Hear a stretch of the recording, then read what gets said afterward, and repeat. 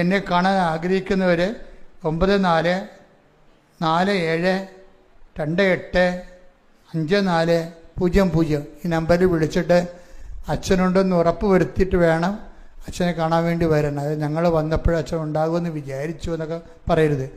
പിന്നെ വ്യാഴാഴ്ച ഞായറാഴ്ച അച്ഛനെ കാണാൻ ഒരിക്കലും വരരുത്. കാര്യം ആ ദിവസം അച്ഛൻ ആരെയും കണ്ട് പ്രാർത്ഥിക്കുന്ന ദിവസമല്ല. ഒരു പ്രത്യേക സുവിശേഷ വിഹിതമായ പദ്ധതി പ്രകാരമുള്ള ഒരു പ്രാർത്ഥനാ രൂപമാണ്. അത് ഉദ്ദേശിക്കുന്നത് ഹെവി ഡ്യൂട്ടി ആയിട്ടുള്ള സബ്ജക്റ്റ് വൈസാണ്. എന്ന് വെച്ച് കഴിഞ്ഞാൽ നമുക്ക് നോട്ട് ബൈ മെറിറ്റിൽ നടക്കാത്ത, അതായത് മെറിറ്റിൽ നടക്കാത്ത കാര്യങ്ങൾ ബൈബിൾ ഉപയോഗിക്കുന്ന പ്രധാനപ്പെട്ട ടെർമിനോളജി ഫോർമുലയാണ് not by merit but by grace. അതായത് നമ്മളുടെ ബുദ്ധി, ശക്തി, അനുഭവ പാരമ്പര്യം, നമ്മുടെ യുക്തി, നമ്മുടെ സ്വാധീനം, നമ്മുടെ കപ്പാസിറ്റി. അപ്പോൾ നമ്മളെല്ലാ മനുഷ്യരും എന്താണ് ചെയ്യണത്? എല്ലാവരുടെയും അധ്വാനത്തിൻ്റെ പരിശ്രമങ്ങളുടെ നോക്കിക്കഴിഞ്ഞാൽ എല്ലാ പരിശ്രമങ്ങളുടെയും പിന്നിലുള്ള എന്താണ്? മെറിറ്റുകൾ വർദ്ധിക്കുക എന്നാണ് ഉദ്ദേശിക്കുന്നത്, അല്ലേ? നമ്മളെന്തിനാണ് പഠിക്കണത്? നമ്മുടെ മെറിറ്റ്, നമ്മുടെ യോഗ്യത കൂട്ടാനാണ്. ഇപ്പോൾ ഒരു എൻജിനീയറിങ് കഴിഞ്ഞിട്ട് പിന്നീട് ചില ആൾക്കാർ ചില സബ്ജക്റ്റ് വൈസ് ഒരു ക്രാഷ് കോഴ്സിന് പോകും. എന്താ കാര്യം? അവരുടെ അപ്ഡേറ്റ് ആക്കാൻ വേണ്ടി പോവുകയാണ്, അപ്ഡേഷൻസ്. ഇപ്പോൾ പുതിയ പുതിയ കോഴ്സ് പഠിച്ച് പുതിയ അപ്ഡേഷനിലേക്ക് പോകുന്നവരും ബേസിക്കായിട്ട് ചെയ്യണത് എന്താണ്? അവരുടെ മെറിറ്റ് വർദ്ധിപ്പിക്കുക, കപ്പാസിറ്റി കൂട്ടുകയാണ്. അപ്പോൾ ഇത് സ്വാഭാവികമായി നടക്കുന്ന കാര്യങ്ങളാണ്. അതിന് ദൈവത്തിൻ്റെ ഒരു ബ്ലെസ്സിങ്സ് മാത്രം മതി. ചിലർ ബ്ലെസ്സിങ്സിൽ ആശ്രയിക്കും, ചിലർ അവരുടെ കഴിവിൽ തന്നെ ദൈവത്തെ മാറ്റി നിർത്തിയിട്ട് അവരുടെ കഴിവിൽ തന്നെ ആശ്രയിക്കും. അതിന് തെറ്റൊന്നുമില്ല, അവരുടെ കഴിവിൽ ആശ്രയിക്കുന്ന ആൾക്കാരുണ്ട്. നിരീശ്വരരായിട്ട് ദൈവത്തെ വിശ്വസിക്കാത്ത ആൾക്കാരില്ലേ? അപ്പോൾ അവരുടെ കഴിവിലാണ് ആശ്രയിക്കുന്നത്. പക്ഷെ അവർക്ക് അറിയത്തില്ല ഈ കഴിവ് ആദ്യമേ നമുക്ക് നമ്മളുടെ മെറിറ്റ് എന്ന് പറയുന്നതിൻ്റെ ബേസ്മെൻ്റ് എന്ന് പറയുന്നത് ദൈവം അത് ജനറ്റിക്കൽ ബ്ലെസ്സിങ്സ് എന്ന് പറയും. അതാണ് നമ്മുടെ മെറിറ്റ് എന്ന് പറയുന്നത്. ജനറ്റിക്കൽ ബ്ലെസ്സിങ്സ് എന്ന് പറയുന്നത് എന്താ? ജനിതകമായി ഉള്ള നമ്മുടെ യോഗ്യതകൾ. ചില ആൾക്കാർക്ക് നല്ല ബുദ്ധി ഉണ്ടാവും, അല്ലേ? നല്ല ബുദ്ധി ഉണ്ടാവും. ചിലരുടെ മാതാപിതാക്കന്മാർ നല്ല ഹൈലി എഡ്യൂക്കേറ്റഡ് ആയത് കാരണം അവർ കുഞ്ഞുങ്ങളെയും അതേ രീതിയിൽ പഠിപ്പിക്കുകയൊക്കെ ചെയ്യുന്ന കാരണം അവർക്കൊരു ബേസിക് ആയിട്ടുള്ള കപ്പാസിറ്റി ഉണ്ട്. ഈ ലോകത്തിലെ ആൾക്കാർ ബേസിക് മെറിറ്റുകൾ ഉണ്ടാകുന്നത് മുഴുവനും ജനറ്റിക്കൽ ബ്ലെസ്സിങ്സിൻ്റെ ഭാഗമാണ്. അതെപ്പോഴും നമ്മൾ മനസ്സിലാക്കണം. ബുദ്ധിയുള്ളവരത് മനസ്സിലാക്കണം. ദൈവം മനുഷ്യനെ സൃഷ്ടിച്ചപ്പോൾ തന്നെ എന്താ പറഞ്ഞത്? സന്താന പുഷ്ടിയുള്ളവരായി പെരുകി ഭൂമിയെ കീഴടക്കാൻ പറഞ്ഞിട്ടാണ് ബ്ലെസ്സിങ് ചെയ്യണത്. അപ്പോൾ ഭൂമി എന്ന് പറയുമ്പോൾ നമ്മുടെ മുമ്പിലുള്ള സൃഷ്ടപ്രപഞ്ചത്തെ നമുക്ക് എന്തിനുള്ളതാണ്? ഇപ്പോൾ നമ്മൾ ബഹിരാകാശത്ത് പോയാലും റെക്കോർഡിട്ടാലും ഇത് ജനറ്റിക്കൽ ബ്ലെസ്സിങ്ങിലുള്ളതാണത്. നിങ്ങൾ നാളെ ചൊവ്വയിൽ പോയാലും ശാസ്ത്രമാണെന്നൊരു കാര്യമില്ല. ആ ശാസ്ത്രത്തിൻ്റെ ബ്ലെസ്സിങ്സ് ആദ്യമേ കൊടുത്തിട്ടുണ്ട്. എന്താണ്? സന്താന take the word of God. സ്തുതിയുടെ ഹല്ലേലൂയ, യേശുവേ നന്ദി, യേശുവേ ആരാധന, ആരാധന, ആരാധന. യേശുവേ നന്ദി, മഹത്വം, മഹത്വം, മഹത്വം, മഹത്വം, മഹത്വം. ഹല്ലേലൂയ, ഹല്ലേലൂയ, ഹല്ലേലൂയ, ഹല്ലേലൂയ, ഹല്ലേലൂയ. യേശുവേ നന്ദി, ഹല്ലേലൂയ. 31:28 അതാണ് ജനറ്റിക്കൽ ബ്ലെസ്സിങ് എന്ന് പറയുന്നത്. അപ്പം അതിന് ഒരു വിശ്വാസിയാകണം നിർബന്ധമില്ല. നിരീശ്വരനായാലും ദൈവത്തെ വിശ്വസിച്ചില്ലെങ്കിൽ നിർമ്മതക്കാരനായാലും it is there. Genetical blessings ഉണ്ട്. ചില ആൾക്കാർ അതിൽ പക്ഷേ ജനറ്റിക്കൽ ബ്ലെസ്സിങ്സിന് ഉണ്ടാകുന്ന ചില പരിമിതികളുണ്ട്. ഈ പരിമിതികളെയാണ് ബൈബിൾ പിന്നീട് അഡ്രസ്സ് ചെയ്യണത്. ജനറ്റിക്കൽ ബ്ലെസ്സിങ്സിന് ജനിതകമായിട്ടുള്ള ഈ അനുഗ്രഹത്തിനും അത് നമ്മുടെ ബുദ്ധിയിലും ശക്തിയിലും ഒക്കെ ആശ്രയിച്ചതാണെങ്കിലും ബുദ്ധിക്കും ശക്തിക്കും അപ്പുറത്ത് ചില സമയത്ത് നമുക്ക് ജീവിതത്തിൽ കുറേ ചലഞ്ചസ് വരും. ഇതിനാണ് ഞാൻ ഹെവി ഡ്യൂട്ടി എന്ന് ആദ്യം പറഞ്ഞത്. ഹെവി ഡ്യൂട്ടി എന്ന് വെച്ച് കഴിഞ്ഞാൽ സാധാരണ ഓർഡിനറി അല്ലാത്തതിനേക്കാൾ ഭാരപ്പെട്ട കാര്യങ്ങൾ. ഈ ഭാരപ്പെട്ട കാര്യങ്ങളിലാണ് not by merit but by grace എന്ന് പറഞ്ഞ് ബൈബിൾ വേറെ ഫോർമുല വെക്കണത്. ഉടമ്പടി ടാർഗറ്റ് ചെയ്യണതും അത് വർക്ക് ചെയ്യണതും ഈ ഫോർമുലയിലാണ്. എന്താണ് നോട്ട് ബൈ മെറിറ്റ്? അത് വേണം ഒന്നുകൂടി ആ വചനം എടുക്കാം. എഫെസ്യസ് 2:8 ശ്രുതികട്ടെ ഹല്ലേലൂയ ഹല്ലേലൂയ ഹല്ലേലൂയ ഹല്ലേലൂയ യേശുവേ നന്ദി, യേശുവേ ആരാധന ആരാധന. ഹല്ലേലൂയ ഹല്ലേലൂയ ഹല്ലേലൂയ ഹല്ലേലൂയ യേശുവേ മഹത്വം മഹത്വം മഹത്വം മഹത്വം. വളരെ സീരിയസ് ആയിട്ട് മനസ്സിലാക്കേണ്ട ഫോർമുലയാണ്. എന്താണ് അത്? വിശ്വാസം വഴി പറഞ്ഞ് വിശ്വാസം വഴി കൃപയാലാണ് നിങ്ങൾ രക്ഷിക്കപ്പെട്ടത്. അപ്പൊ ഡെലിവറൻസ് വരണതും റിഡംഷൻ വരണതും എല്ലാം എന്താണ്? ചില സമയത്ത് ഹെവി ഡ്യൂട്ടിയാണ്, കൃപയാലാണ്. എന്താണ്? അത് നിങ്ങൾ നേടിയെടുത്തതല്ല, ആർജിതമല്ല. അത് നിങ്ങൾ ആർജിച്ചെടുക്കണതല്ല. നമ്മുടെ എഡ്യൂക്കേഷൻ നമ്മൾ ആർജിച്ചെടുക്കണതാണ് അല്ലേ? MBA ഒക്കെ എടുക്കണത്, MA എടുത്തിട്ട് MBA എടുക്കും, PhD എടുക്കും, അതെല്ലാം ആർജിച്ചെടുക്കണതാണ്.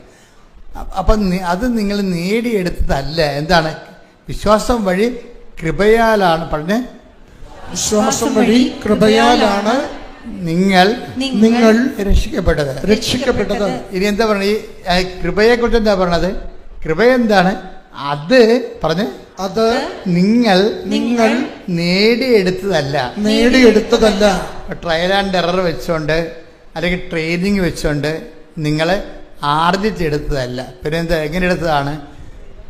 ദൈവത്തിന്റെ ദാനമാണ്. അത് ദൈവത്തിന്റെ ദാനമാണ്. ഇപ്പൊ കൃപ എന്ന് പറയുന്ന വിഷയമാണ് ഇന്ധനമായിട്ട് ഇവിടെ ഉപയോഗിക്കുന്നത്. ഉടമ്പടിയിൽ ഉപയോഗിക്കുന്നത് ഇന്ധനം എന്ന് പറയുന്നത് കൃപയാണ്. അപ്പൊ കൃപ എന്താണെന്ന് നിങ്ങൾ അറിയണം. ഇത് വ്യക്തമായിട്ട് നിങ്ങൾ കൃപ എന്ന് പറയുന്നത് ബ്ലെസ്സിങ്സിനാണ് പറയണത്. Blessings is not grace. Grace and blessings are different. Blessings എന്ന് പറഞ്ഞാൽ എന്താണ്? അത് ഞാൻ എപ്പോഴും നിങ്ങളോട് പറയും. ഇതിൻ്റെ എന്താണ്, പുതിയ ആൾക്കാർ എല്ലാ ദിവസവും ഉണ്ട് ധ്യാനത്തിന്. അപ്പോൾ അവർക്ക് പഴയ ക്ലാസ്സുകൾ അറിയത്തില്ല. അതുകൊണ്ട് ഞാൻ പഴയ കാര്യങ്ങൾ വീണ്ടും എടുത്തിട്ട് ഇത് ഒത്തിരി പ്രാവശ്യം ആൾക്കാർ കേട്ട് കാണുന്ന കാര്യമാണിത്. അപ്പോൾ ഞാനിത് വീണ്ടും പറയണതിൻ്റെ കാര്യം പുതിയ ആൾക്കാർ ശ്രദ്ധിക്കണം. ഉടമ്പടി എന്താണ്? ബ്ലെസ്സിങ്സ് എന്താണ്? കൃപ എന്താണ്? നമ്മൾ എവിടെയാണ് ഇന്ന് നിക്ഷേപിക്കണത്?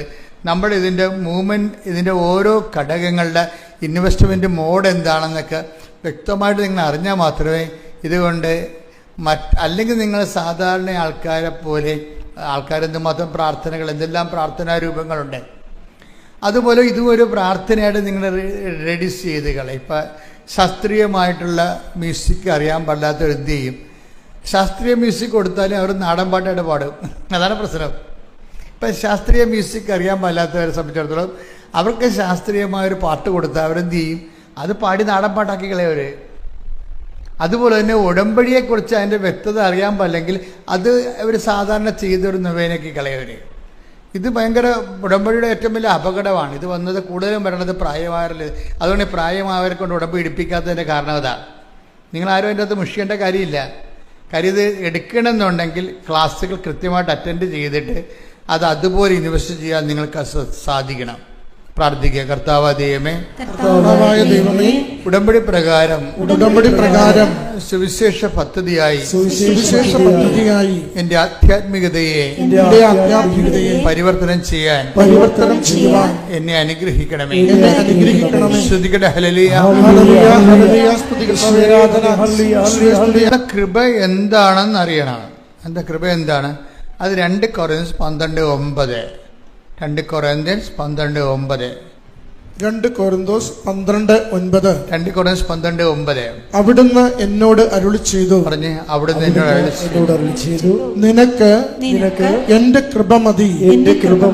എന്തെന്നാൽ ബലഹീനതയിലാണ് എന്റെ ശക്തി പൂർണ്ണമായി പ്രകടമാകുന്നത്. ക്രിസ്തുവിലാണ്. അതായത് എന്തെന്നാൽ ബലഹീനതയിലാണ് എന്റെ ശക്തി. ഇതിനാണ് കൃപ എന്ന് പറയണത്. കൃപയെന്ന് പറഞ്ഞാൽ എന്താണ് ശരിക്കും പറഞ്ഞാൽ? ബലഹീനതയിലാണ് നിങ്ങൾക്ക് എൻ്റെ my grace is sufficient for you. Blessings പലപ്പോഴും ഉണ്ടാകുന്ന പ്രശ്നം ഫിസിക്കൽ ഫേവേഴ്സാണ്, ഭൗതിക ആനുകൂല്യങ്ങളാണ്. അത് പലപ്പോഴും സഫീഷ്യൻ്റ് ആയിരിക്കത്തില്ല, നമുക്ക് മതിയായതായിരിക്കത്തില്ല. അതുകൊണ്ടാണ് ബൈബിൾ ഗ്രേസിനെ പ്രൊവിഷൻ വെക്കുന്നത്. ബ്ലെസ്സിങ്സ് എന്ന് പറയുന്നത് എന്താണ്? ഇപ്പം നിങ്ങൾക്ക് വീട് കിട്ടിയെങ്കിലും അത് ബ്ലെസ്സിങ്സാണ്.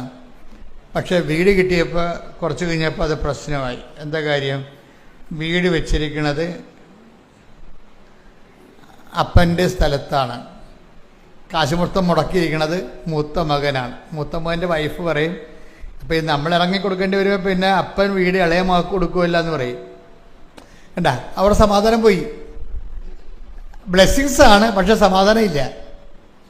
ഇപ്പം വീട് വെച്ച് നമ്മളെ കഷ്ടപ്പെട്ടു. വീട് വെച്ച് കഴിഞ്ഞപ്പോൾ കുറച്ച് കഴിയുമ്പോൾ മൂത്തമകൻ എന്ത് പറയും? മൂത്തമകൻ്റെ വൈഫ് കല്യാണം കഴിച്ചപ്പോൾ പറയും, ഇതിപ്പോൾ അപ്പൻ്റെ സ്ഥലത്തല്ലേ നിൽക്കണത്, അപ്പം മരിച്ചു കഴിയുമ്പോൾ ഓട്ടോമാറ്റിക്കായിട്ട് അമ്മയുടെ പേരിലാവും. അമ്മ മക്കൾക്ക് കൊടുക്കുകയുള്ളൂ, എനിക്ക് തരുക. എന്നെ കാണുമ്പോൾ തന്നെ അവർക്ക് കലിയ, അപ്പോൾ തരത്തില്ല. അപ്പോൾ ഇതിപ്പോൾ നമ്മുടെ കാര്യത്തിലൊരു തീരുമാനമായി എന്ന് പറയുമ്പോൾ അസമാധാനമായി. ബ്ലെസ്സിങ്സ് കിട്ടി, പക്ഷേ നമുക്ക് അനുഭവിക്കാൻ പറ്റണില്ല, അനുഭവിക്കാൻ യോഗ്യതയില്ല. വീട് കിട്ടി, പക്ഷെ സമാധാനമില്ല. വീട് കിട്ടി നമുക്ക്, ബ്ലെസ്സിങ്സിന് ഇങ്ങനൊരു കുഴപ്പമുണ്ടാവും. അത് സഫീഷ്യൻ്റ് അല്ല. അതാണ് ഈശോ പറഞ്ഞത്, my grace is sufficient for you. Blessings കിട്ടിയാലും വീട് കിട്ടിയാലും നിങ്ങൾക്ക് ജോലി കിട്ടിയാലും വീട് കിട്ടിയാലും അതിൻ്റെ സമാധാനമുള്ളതും വിഷയം എന്താണ്? വേറെ സബ്ജക്റ്റാണത്. സയൻസിന് നമുക്ക് സമാധാനം തരാൻ പറ്റത്തില്ല, മനസ്സിലായി? അതാണ് വിഷയം. യുക്തിക്കോ ബുദ്ധിക്കോ വിദ്യാഭ്യാസത്തിനോ നമുക്ക് സമാധാനം തരാൻ പറ്റത്തില്ല. ആരാണ്? ഞാൻ നിങ്ങൾക്ക് തരുന്ന സമാധാനം ആരും നിങ്ങളിൽ നിന്ന്, സന്തോഷം ആരും നിങ്ങളിൽ നിന്ന് എടുത്ത് കളയത്തില്ല. കാര്യം സന്തോഷത്തിൻ്റെ കുഴപ്പം ഈശോ പറയും, ഇത് സന്തോഷം 2 തരമുണ്ട്. എന്താണ്?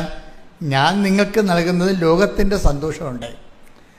ലോകം തരുന്നത് പോലെയല്ല ഞാൻ നിങ്ങൾക്ക് തരുന്ന സന്തോഷം.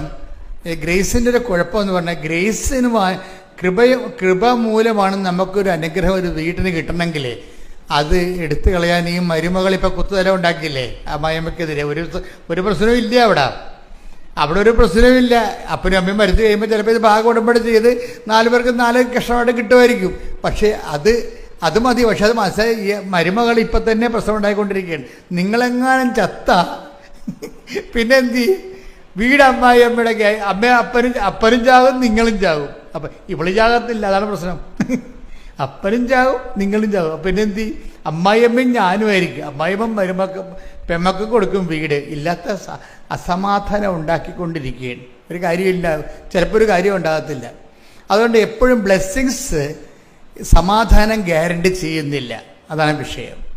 അതുകൊണ്ട് ഈശോ പറയും, ഈ ഗ്രേസ് എന്ന് പറയുമ്പോൾ ഉണ്ടാകുന്ന പ്രശ്നം നമുക്കത് അനുഭവിക്കാൻ പറ്റും. മറ്റത് അനുഭവിക്കണമെങ്കിൽ ബ്ലെസ്സിങ്സ് ഉള്ള പ്രശ്നം വെച്ച് കഴിഞ്ഞാൽ അതിന് അനുഭവിക്കണമെന്നുണ്ടെങ്കിൽ ദൈവത്തിൻ്റെ ഒരു പ്രത്യേക കൃപ അവിടെ ഗ്യാരണ്ടി ചെയ്യണം. അവിടെ ഒരു ഗ്യാരണ്ടി ഉണ്ടാകണം. അതുകൊണ്ടാണ് ഞാൻ പറയണത്, എപ്പോഴും നിങ്ങൾ ബ്ലെസ്സിങ്സിനേക്കാൾ ഉപരി ഗ്രേസിനെ ഉന്നം വെച്ചുകൊണ്ട് ജീവിക്കുന്നതാണ് നല്ലത്. ഉടമ്പടിയിലെ ജീവിതക്രമം വെച്ചേക്കുന്നതിൻ്റെ കാര്യം ഗ്രേസ് എന്ന് പറഞ്ഞാൽ ആരാണ്? ചേട്ടത്തിമാർ ഒക്കെ എന്നെ രൂക്ഷമായിട്ട് നോക്കണം. അച്ഛൻ ഗ്രേസ് എന്ന് പറഞ്ഞത് ഞങ്ങളുടെ അയൽവാസിയിലൊരു ഗ്രേസ് ഉണ്ടത്.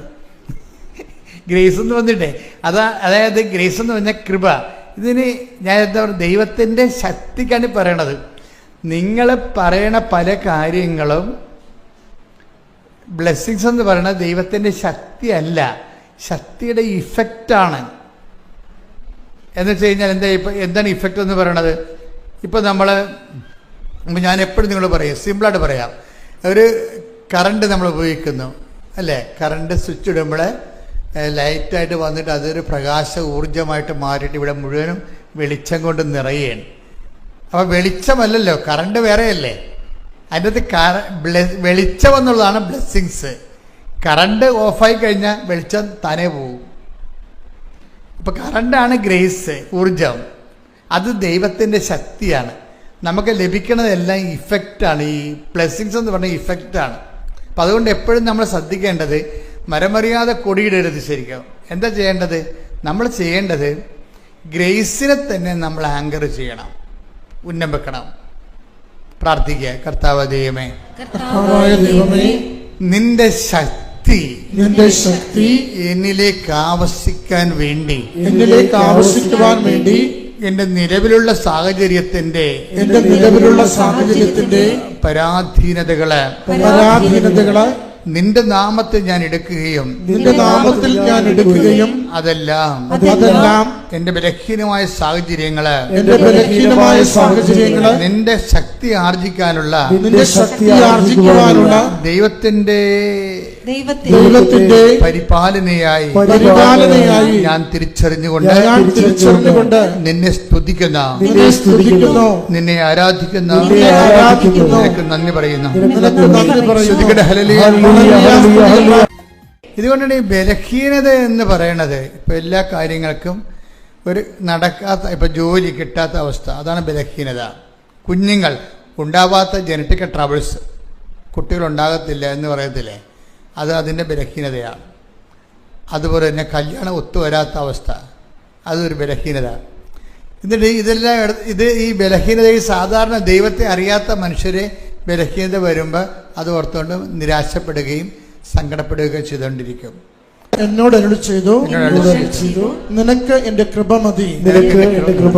എന്തെന്നാൽ ബലഹീനതയിലാണ് എന്റെ ശക്തി പൂർണ്ണമായി പ്രകടമാകുന്നത്.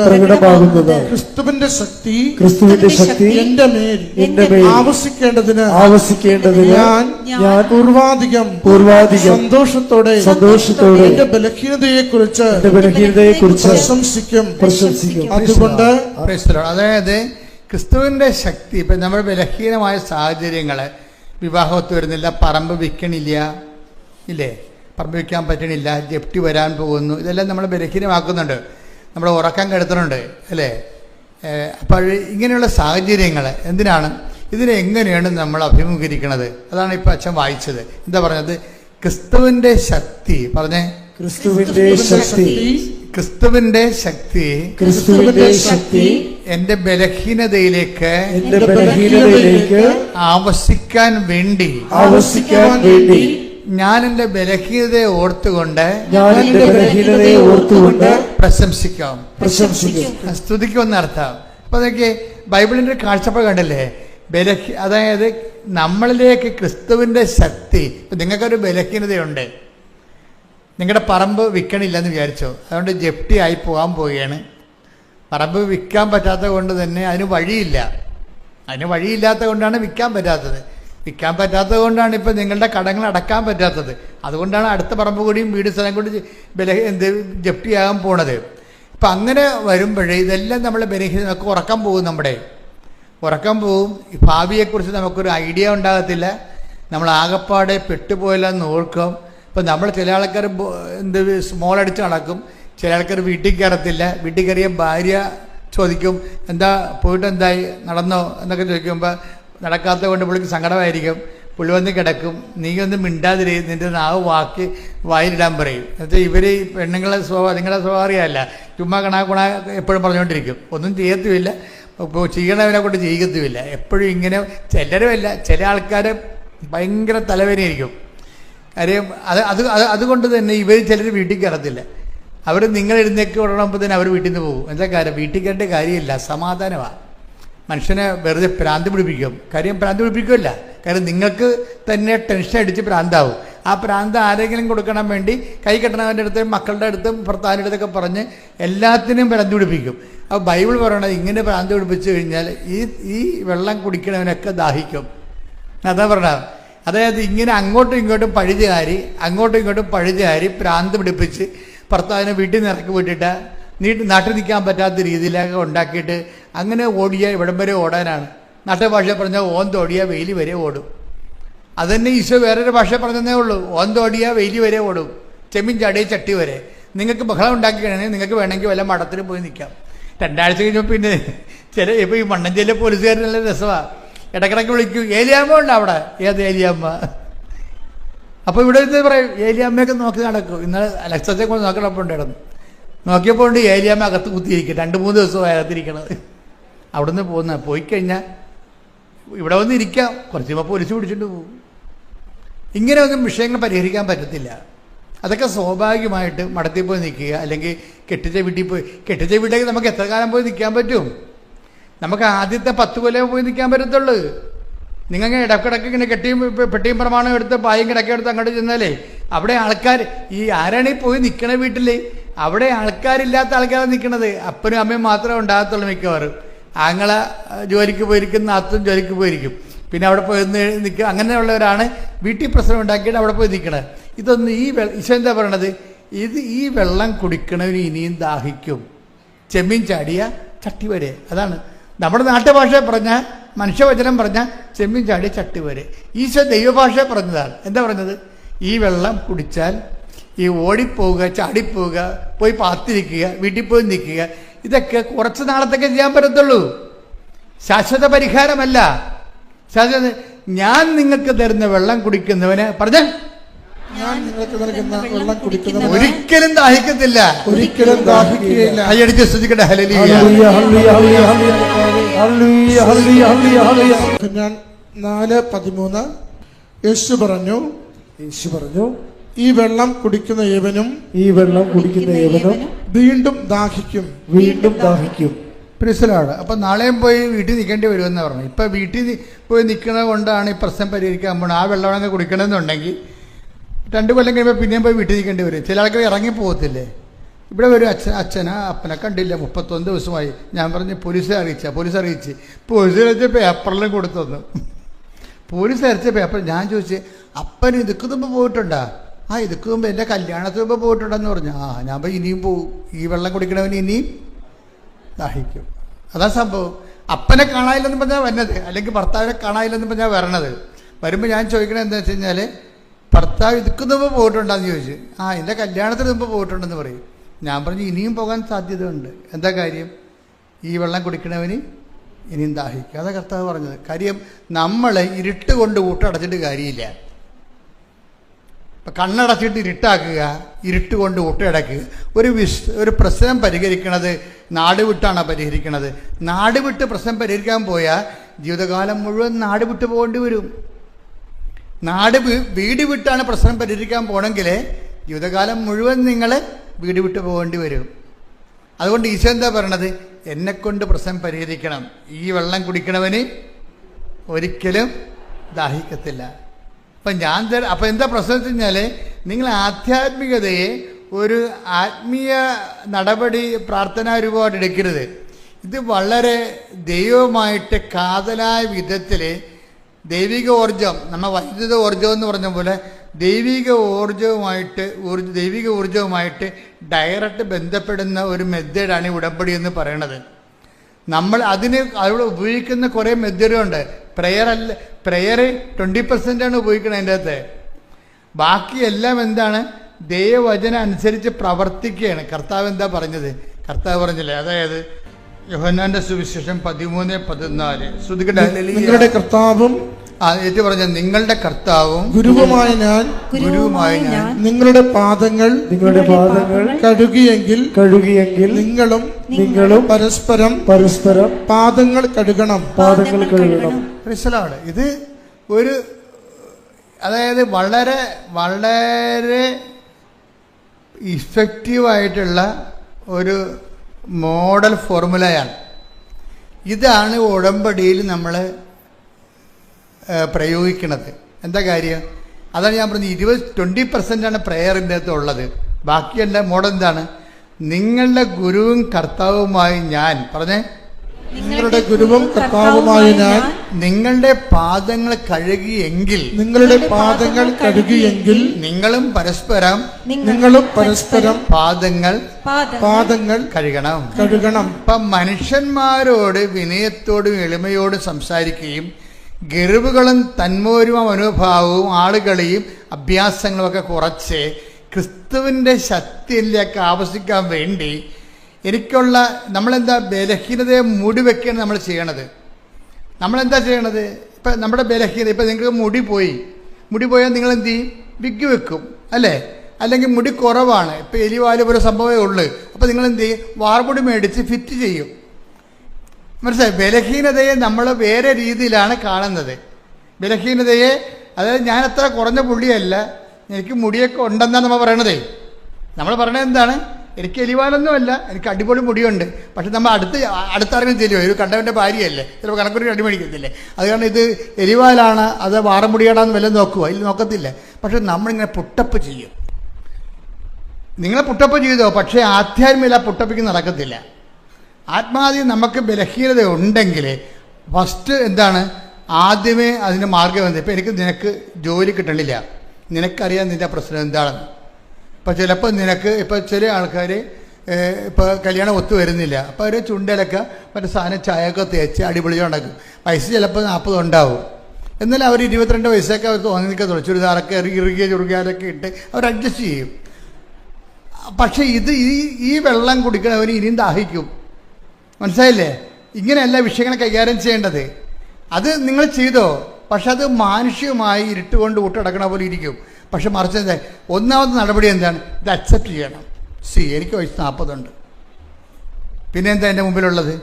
ഈ മേഖലയിൽ നോട്ട് ബൈ മെറിറ്റേ വർക്ക് ചെയ്യത്തുള്ളൂ. എന്താണ്? എൻ്റെ കഴിവല്ല, കർത്താവിൻ്റെ കൃപ. കർത്താവ് ഒരു നിമിഷം വിചാരിച്ചാൽ എൻ്റെ ആളെ കർത്താവ് കൊണ്ടുവന്ന് മുമ്പിൽ നിർത്തി തരും. കാര്യം എന്താ? നമ്മുടെ മുമ്പിലുള്ള എന്താണ്? ഉടമ്പടി സാക്ഷ്യങ്ങളാണ്. നമ്മുടെ മുമ്പിലുള്ള എന്താണ്? 10,000 ഉടമ്പടി സാക്ഷ്യങ്ങളാണ്. ആ 10,000 അതാണ് ഞാൻ നിങ്ങളോട് പറയുന്നത്. ഏറ്റവും നല്ല ഉടമ്പടി എടുത്തവർക്ക് ഏറ്റവും നല്ല ഹോംവർക്ക് എന്താ? കെട്ടിമേച്ചലും പുട്ടപ്പിങ്ങും അല്ല, മറിച്ച് യാഥാർത്ഥ്യത്തെ അംഗീകരിച്ചുകൊണ്ട് എൻ്റെ അവസ്ഥ ഇതാണ്, പക്ഷേ എൻ്റെ കർത്താവിന് ഈ വിഷയം നോട്ട് ബൈ മെറിറ്റിൽ ചെയ്യാൻ കഴിയും. അപ്പോൾ ബെനിസോസിൻ്റെ സെറ്റപ്പ് മനസ്സിലായില്ലേ? അതങ്ങനെ വളരെ ഒരു 0 മെറിറ്റിൽ നിൽക്കുന്ന ആളാണ്. 0 മെറിറ്റിൽ നിൽക്കുന്ന ആളാണ്. പക്ഷെ ഇവർ വർഷങ്ങളായിട്ട്, ഒരു 10-19 വർഷമായിട്ട് ഇവർ ഇസ്രയേലിലാണ്. ആ സാക്ഷ്യം പഠിക്കേണ്ട സാക്ഷ്യമാണ്. നിങ്ങൾ കേട്ട് കാണുമായിരിക്കും അല്ലേ? കണ്ടു കാണും അല്ലേ? അതായത് കണ്ടില്ലെങ്കിൽ ഇന്ന് കാണണേ. അതായത് ഇവർ ഈ 19 വർഷമായിട്ട് ഇസ്രയേലിലാണ്. അപ്പോൾ എന്താ കുഴപ്പമെന്ന് വെച്ച് കഴിഞ്ഞാൽ, ഇവരുടെ ആദ്യത്തെ കുഞ്ഞിനെ പ്രസവിച്ച് കഴിഞ്ഞപ്പോൾ പോയതാ.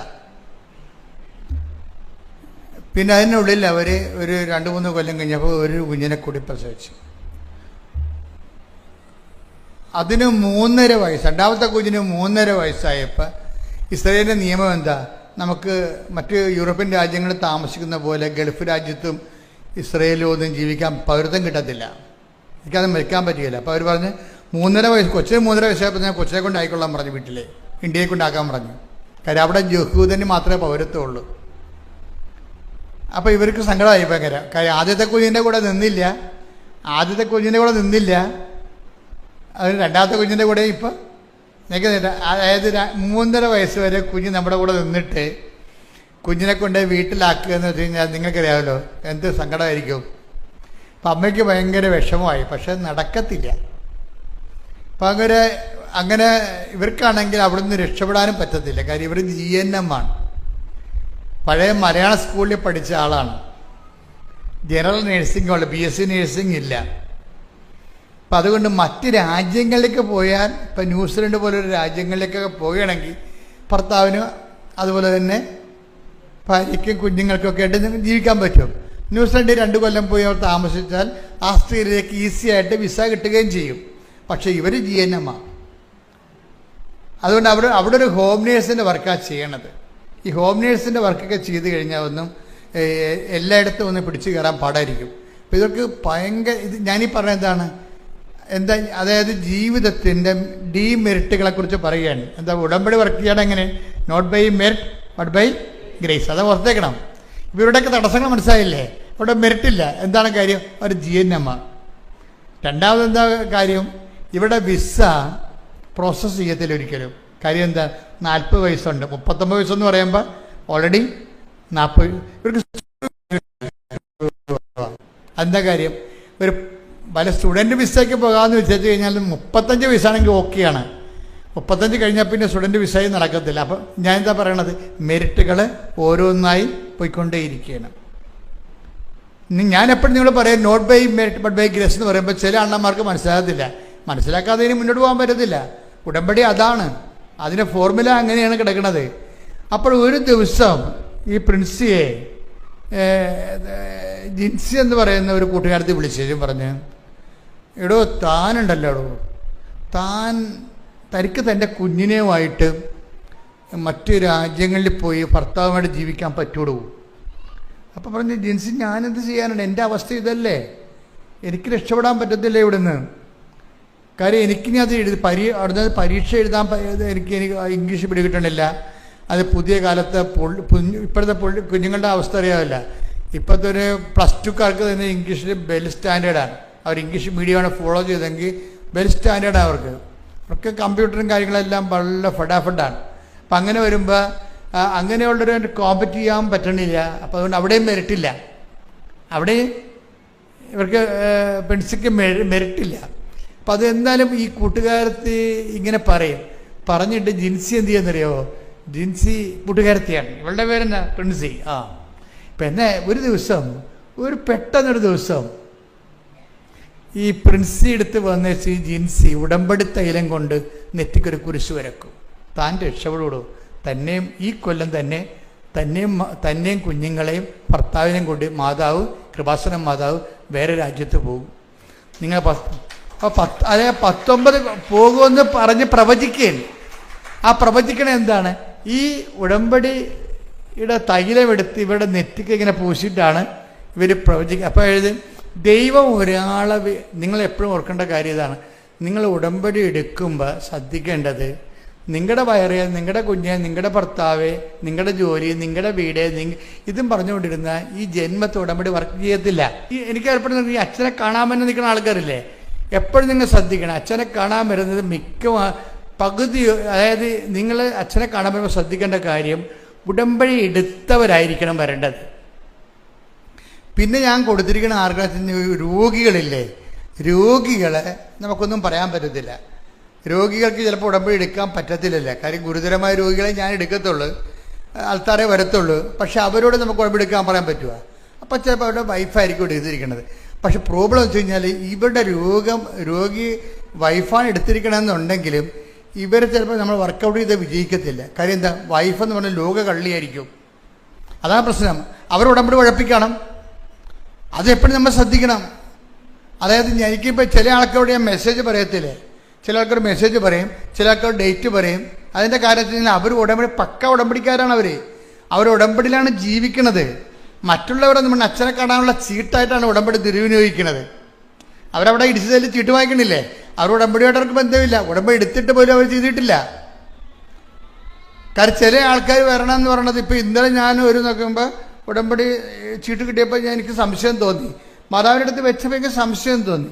ഞാൻ നേരെ ചെന്നപ്പോൾ അവരുടെ ഉടമ്പടിയുടെ ചീട്ട് പരിശോധിച്ചു. ഉടനെ അവരുടെ പേപ്പർ പരിശോധിച്ചപ്പോൾ 2023 ഉടമ്പടിയാണ്. അന്ന് മുങ്ങിയിട്ട് ഇന്ന് പൊങ്ങുകയാണ് ആള്. ഇത് പുതുക്കിയിട്ടില്ല, ഇന്ന് പുതുക്കിയിരിക്കുകയാണ്. എന്തിനാണ്? അച്ഛനെ കാണാൻ വേണ്ടി. ആർക്ക്? അനിയത്തിയുടെ കൊച്ചിന് എന്തോ കുഴപ്പമുണ്ടായി, വണ്ടി ഇടിക്കാനൊക്കെ ചെയ്തപ്പോൾ ഈ വീട്ടിലിരിക്കുന്ന ഉടമ്പടിയും പൊക്കിക്കൊണ്ട് വന്നിരിക്കുകയാണ്. അത് അപ്പം പുതുക്കിയിരിക്കുകയാണ്. അപ്പം ഇതൊന്നും ഉടമ്പടി വർക്ക് ചെയ്യുന്നതല്ല. ദൈവത്തിനെ പറ്റിച്ച് അനുഗ്രഹം അടിച്ചു മാറ്റാൻ വേണ്ടി നിങ്ങൾ ചെയ്യുമ്പോൾ നിങ്ങൾ അളക്കുന്ന കർത്താവ് എന്താ പറഞ്ഞത്? അതാണ് പ്രശ്നം. അതും പ്രശ്നം. അച്ഛൻ അങ്ങനെ പറഞ്ഞു, അച്ഛൻ ഇങ്ങനെ പറഞ്ഞിട്ട് കാര്യമില്ല. ഈശോ പറഞ്ഞ കാര്യമാണ് ഞാൻ പറയണത്. നിങ്ങൾ അളക്കുന്ന അളവുകോല് കൊണ്ട് തന്നെ നിങ്ങൾക്കും സിമ്പിളല്ലേ അത്. ബൈബിളിൻ്റെ ഇക്കോണമി അതാണ്.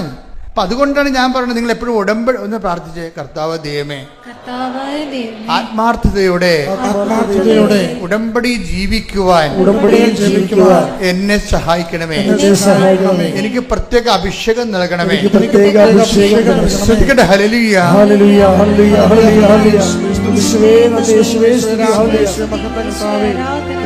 അപ്പൊ ഈ പ്രിൻസിയുടെ നെറ്റിക്ക് കൊണ്ടുവന്ന് ജിൻസി ഉടമ്പടി തൈലത്തിന്റെ കുരിശ് വരക്കും. കുരിശ് വരച്ചും പറഞ്ഞ്, എടോ താനും മക്കളും ഭർത്താവുമായിട്ട് ഈ കൊല്ലം തന്നെ വേറെ രാജ്യത്തേക്ക് പോകാൻ മാതാവ് ഇടയാക്കുമെന്ന് പറയും. അപ്പോൾ ഈ പ്രിൻസി പറയും, എൻ്റെ ജിൻസി എനിക്കിതിലൊന്നും വലിയ വിശ്വാസമില്ല. എന്താ കാര്യം? അവർ അത് ശരിയാണ്, അവിടെ ജീവിതം അങ്ങനെയാണല്ല. ദൈവത്തിന് ഈ അടുത്ത 10 കൊല്ലത്തേക്ക് തിരിഞ്ഞു നോക്കാൻ പറ്റാത്ത ജീവിതമാണ് ജീവിച്ചു കൊണ്ടിരിക്കുന്നത്. ജീവിതത്തിൻ്റെ അവസ്ഥയാണ് അത്. അവർ പറഞ്ഞത് ശരിയാണ്. എൻ്റെ ജിൻസി എനിക്കിതൊന്നും വിശ്വസിക്കാൻ പറ്റണില്ല. കാര്യം വിശ്വസിക്കാൻ പറ്റത്തില്ല. അവർ വൃത്തികെട്ട ജീവിതം ജീവിച്ച് വിശ്വാസം അവിടെ പോയി. അതാ നമ്മുടെ ജീവിതം, വിശുദ്ധിയും വിശ്വാസവും ജീവിതവും തമ്മിൽ ഭയങ്കര വ്യത്യാസമുണ്ട്, ഭയങ്കര ബന്ധമുണ്ട്. അപ്പം നിങ്ങൾ വിശ്വാസം മതി, വിശുദ്ധി വേണ്ടെന്നല്ല പറയണത്. വിശ്വാസം എന്തിലാണ് വിശ്വസിക്കണത്? നമ്മൾ കർത്താവിൻ്റെ വചനത്തിലാണ് വിശ്വസിക്കുന്നത്. ആ വചനത്തിനുള്ള പ്രശ്നം എന്താണ്? ഞാൻ നിങ്ങളോട് പറഞ്ഞിട്ടുള്ള വചനം നിമിത്തം നിങ്ങൾ വിശുദ്ധിയുള്ളവരായിരിക്കുന്ന ആ വചനത്തിലാണ് നമ്മൾ വിശ്വസിക്കണത്. വിശ്വാസം എവിടുന്നാണ് വേണ്ടത്? കേൾവി എന്നല്ലേ? കേൾവി എന്ന് എവിടുന്നാണ് വേണ്ടത്? യേശുക്രിസ്തുവിൻ്റെ നമ്മളൊരു 10:17 ശ്രദ്ധിക്കട്ടെ. ഹല്ലേലൂയ. വിശ്വാസം റോമ 10:17 വിശ്വാസം എവിടെ നിന്ന് വരുന്നു? വിശ്വാസം കേൾവി എന്ന്. കേൾവി എന്തിനെ കുറിച്ചാണ്? ക്രിസ്തുവിനെ കുറിച്ചുള്ള പ്രസംഗത്തിൽ നിന്ന്. അതാണ് ഈ കേട്ടുകൊണ്ടിരിക്കുന്നത് നിങ്ങളെ. ക്രിസ്തുവിനെ കുറിച്ചുള്ള വചനങ്ങളിൽ നിന്നാണ്. അപ്പോൾ വിശ്വാസം തന്നെ എവിടെ നിന്നാണ്? വചനത്തിൽ നിന്നാണ് വരണത്. പറഞ്ഞ മനസ്സിലായില്ലേ? വിശ്വാസം എവിടെ നിന്ന് നമുക്ക് വരണത്? വചനത്തിൽ നിന്നാണ് വരണത്. വചനത്തിൻ്റെ പ്രശ്നം എന്താണ്? വചനത്തിന് 2-3 ഗുണങ്ങളാണുള്ളത്. ഒന്നെന്താണ്? വചനം രക്ഷയിലേക്ക് നയിക്കുന്ന ദൈവത്തിൻ്റെ ശക്തിയാണ്. റോമ 1:16 എടുത്ത് സുവിശേഷത്തെ പറ്റി എരി പറഞ്ഞ സുവിശേഷത്തെ പറ്റി ഞാൻ ലജ്ജിക്കുന്നില്ല. എന്തെന്നാൽ വിശ്വസിക്കുന്ന ഏവർക്കും ആദ്യം യഹൂദർക്കും പിന്നീട് ഗ്രീക്കുകാർക്കും അത് രക്ഷയിലേക്ക് നയിക്കുന്ന ദൈവശക്തിയാണ്.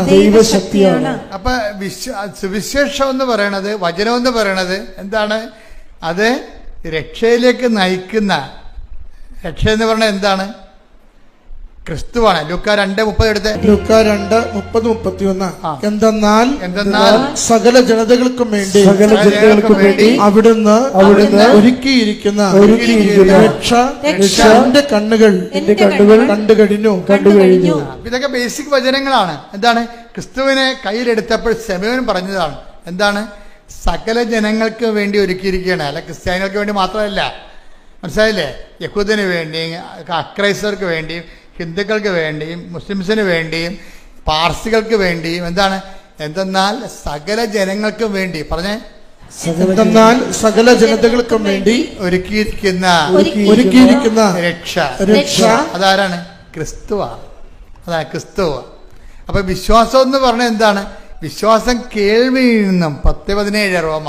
വിശ്വാസം കേൾവിയിൽ നിന്നും. പറഞ്ഞേ, വിശ്വാസം കേൾവിയിൽ നിന്നും. കേൾവി യേശുക്രിസ്തുവിനെ കുറിച്ചുള്ള വചനങ്ങളിൽ നിന്നുമാണ്. അപ്പൊ വചനം എന്താണ്? വചനം റോമ 1:16 അനുസരിച്ചുകൊണ്ട് രക്ഷയിലേക്ക് നയിക്കുന്ന ദൈവത്തിന്റെ ശക്തിയാണ്. അപ്പൊ വചനം രക്ഷയിലേക്ക് നയിക്കുന്ന ദൈവത്തിന്റെ ശക്തിയാണ്. അപ്പൊ അതുകൊണ്ട് തന്നെ ഈ വചനത്തിലൂടെ നമുക്ക് എന്താ ലഭിക്കണത്? ദൈവത്തിന്റെ ശക്തി ലഭിക്കും. പിന്നെ എന്ത് കിട്ടും? വിശുദ്ധി കിട്ടും. അപ്പൊ അതാണ് പ്രശ്നം. ഈ വചനം ആക്ടിവേറ്റ് ചെയ്യുമ്പോൾ നമുക്ക് ദൈവത്തിൻ്റെ ശക്തിയാണ് ലഭിക്കുന്നത്. ബലഹീനതയിലാണ് ദൈവത്തിൻ്റെ ശക്തി നമ്മൾ വായിച്ചില്ലേ? 2 Corinthians 12:9 വായിച്ചില്ലേ? ബലഹീനതയിലാണ് ദൈവത്തിൻ്റെ ശക്തി എന്ന് നമ്മൾ വായിച്ചു അല്ലേ? അപ്പോൾ ഈ ശക്തി നമുക്ക് കിട്ടുന്നത് എന്താണ്? ഈ ബലഹീനത, ദൈവത്തിൻ്റെ ശക്തി നമ്മളിലേക്ക് അപ്ലോഡ് ചെയ്യുന്ന പ്രോസസ്സിങ് പ്രക്രിയ എന്താണ്? അതെന്ത്? റോമ 1:16 എന്താണ്? സുവിശേഷം രക്ഷയിലേക്ക് നയിക്കുന്ന ദൈവത്തിൻ്റെ ശക്തിയാണ്. അപ്പം ഈ വചനം എന്ത് ചെയ്യും? നമ്മൾ പാലിക്കുമ്പോഴേ, അതാണ് അവൻ പറയണ പോലെ ചെയ്യണത്. വചനം നമ്മൾ പാലിക്കുക. വചനം പാലിക്കുമ്പോൾ എന്ത് പറ്റും?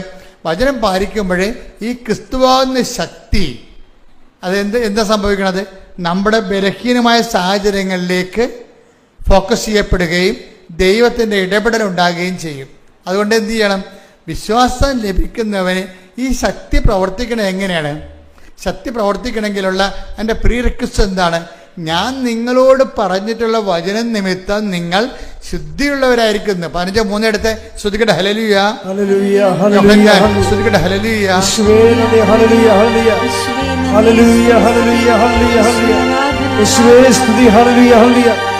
യോഹന്നാൻ 15:3 ഞാൻ നിങ്ങളോട് പറഞ്ഞ വചനം നിമിത്തം നിങ്ങൾ ശുദ്ധിയുള്ളവരായിരിക്കുന്നു. അതാണ്. അപ്പൊ വചനത്തിന്റെ പ്രശ്നം വെച്ചാൽ വചനത്തിന് ആദ്യം എന്താ വേണ്ടത്? ആദ്യം നമുക്ക് വചനം കേൾക്കുമ്പോൾ ഉടനെ അടയാളങ്ങൾ ഉണ്ടാകത്തില്ല. ശക്തി പ്രവർത്തിക്കണ മുമ്പ് നമ്മൾ എന്ത് ചെയ്യണം? വചനം നിമിത്തം നിങ്ങൾ ശുദ്ധിയുള്ളവരാകണം. അപ്പൊ വചനം ആക്ടിവേറ്റ് ചെയ്യുമ്പോഴാണ് നമുക്ക് വിശുദ്ധി ഉണ്ടാകണത്. അപ്പൊ വിശുദ്ധി ഇല്ലാതെ ദൈവത്തെ പ്രസാദിപ്പിക്കുക സാധ്യമല്ല. തെക്കുവടപ്പോടെ വിശുദ്ധി ഇല്ലാതെ ദൈവത്തെ പ്രസാദിപ്പിക്കുക സാധ്യമല്ല. ശ്രുതിക്കട്ടെ ഹല്ലേലൂയ. ഹല്ലേലൂയ ഹല്ലേലൂയ ഹല്ലേലൂയ. യേശുവേ നന്ദി. ഹല്ലേലൂയ ഹല്ലേലൂയ ഹല്ലേലൂയ ഹല്ലേലൂയ ഹല്ലേലൂയ. പരിശുദ്ധ പരമ ദിവ്യകാരുണ്യത്തിന് എന്നേരവും ആരാധനയും സ്തുതിയും പുകഴ്ചയും ഉണ്ടായിരിക്കട്ടെ. അപ്പൊ വിശുദ്ധി ഇല്ലാതെ ദൈവത്തെ പ്രസാദിപ്പിക്കാൻ സാധ്യമല്ലെന്ന് പൗലോസപ്പോസ്തലന്റെ വചനമാണ്. ഇതിന് വരുന്ന വിഷയം, വചനം കേൾക്കുന്ന മാത്രയിൽ 15:3 വർക്കൗട്ട് ചെയ്യണം. എന്താണ്? ഞാൻ നിങ്ങളോട് പറഞ്ഞ വചനം നിമിത്തം നിങ്ങൾ ശുദ്ധിയുള്ളവരായിരിക്കണം. അപ്പം ഇത് വർക്കൗട്ട് ചെയ്ത് കഴിഞ്ഞാൽ എന്ത് പറ്റും? ഇത് ആദ്യം ബേസിക്കായിട്ട് അതാണ് വർക്കൗട്ട് ചെയ്യേണ്ടത്. അങ്ങനെ വന്നാൽ പിന്നീട് എന്താണ്? അവൻ പറയുന്ന പോലെ ചെയ്ത് കഴിയുമ്പോൾ വചനത്തിൻ്റെ റോമ 1:16 അനുസരിച്ചുകൊണ്ട് രക്ഷയിലേക്ക് നയിക്കുന്ന ദൈവത്തിൻ്റെ ശക്തി നമ്മളിൽ പ്രവർത്തിക്കാൻ തുടങ്ങും. അതുകൊണ്ട് ആദ്യം വിശുദ്ധീകരണമാണ് വേണ്ടത്. ആദ്യം വിശുദ്ധീകരണം സംഭവിച്ച് കഴിയുമ്പോൾ അത് ചില ആൾക്കാർ എന്ത് ചെയ്യുമെന്നറിയാമോ? ചില ആൾക്കാർക്ക് മണ്ടത്തരം പറ്റും. അവർ വിശുദ്ധീകരിക്കത്തില്ല. ആ പഴയ പോലെ അഴുക്കട്ട ജീവിതം തന്നെ ജീവിക്കും. വൃത്തികെട്ട വർത്തമാനം പറയും, നാട്ടുകാരുടെ കഴുത്തേക്ക് കയറും, കണ്ടവൻ്റെ പരദൂഷണം പറയും, ഏഷണി പറയും. അതുപോലെ തന്നെ ഓരോ തരത്തിലുള്ള പഴയ ജന്മത്തിന് ഒരു മാറ്റം ഉണ്ടാകില്ല. എന്നിട്ട് തിരികത്തിച്ച് ദൈവത്തിന് പുകയിട്ടുകൊണ്ടിരിക്കും.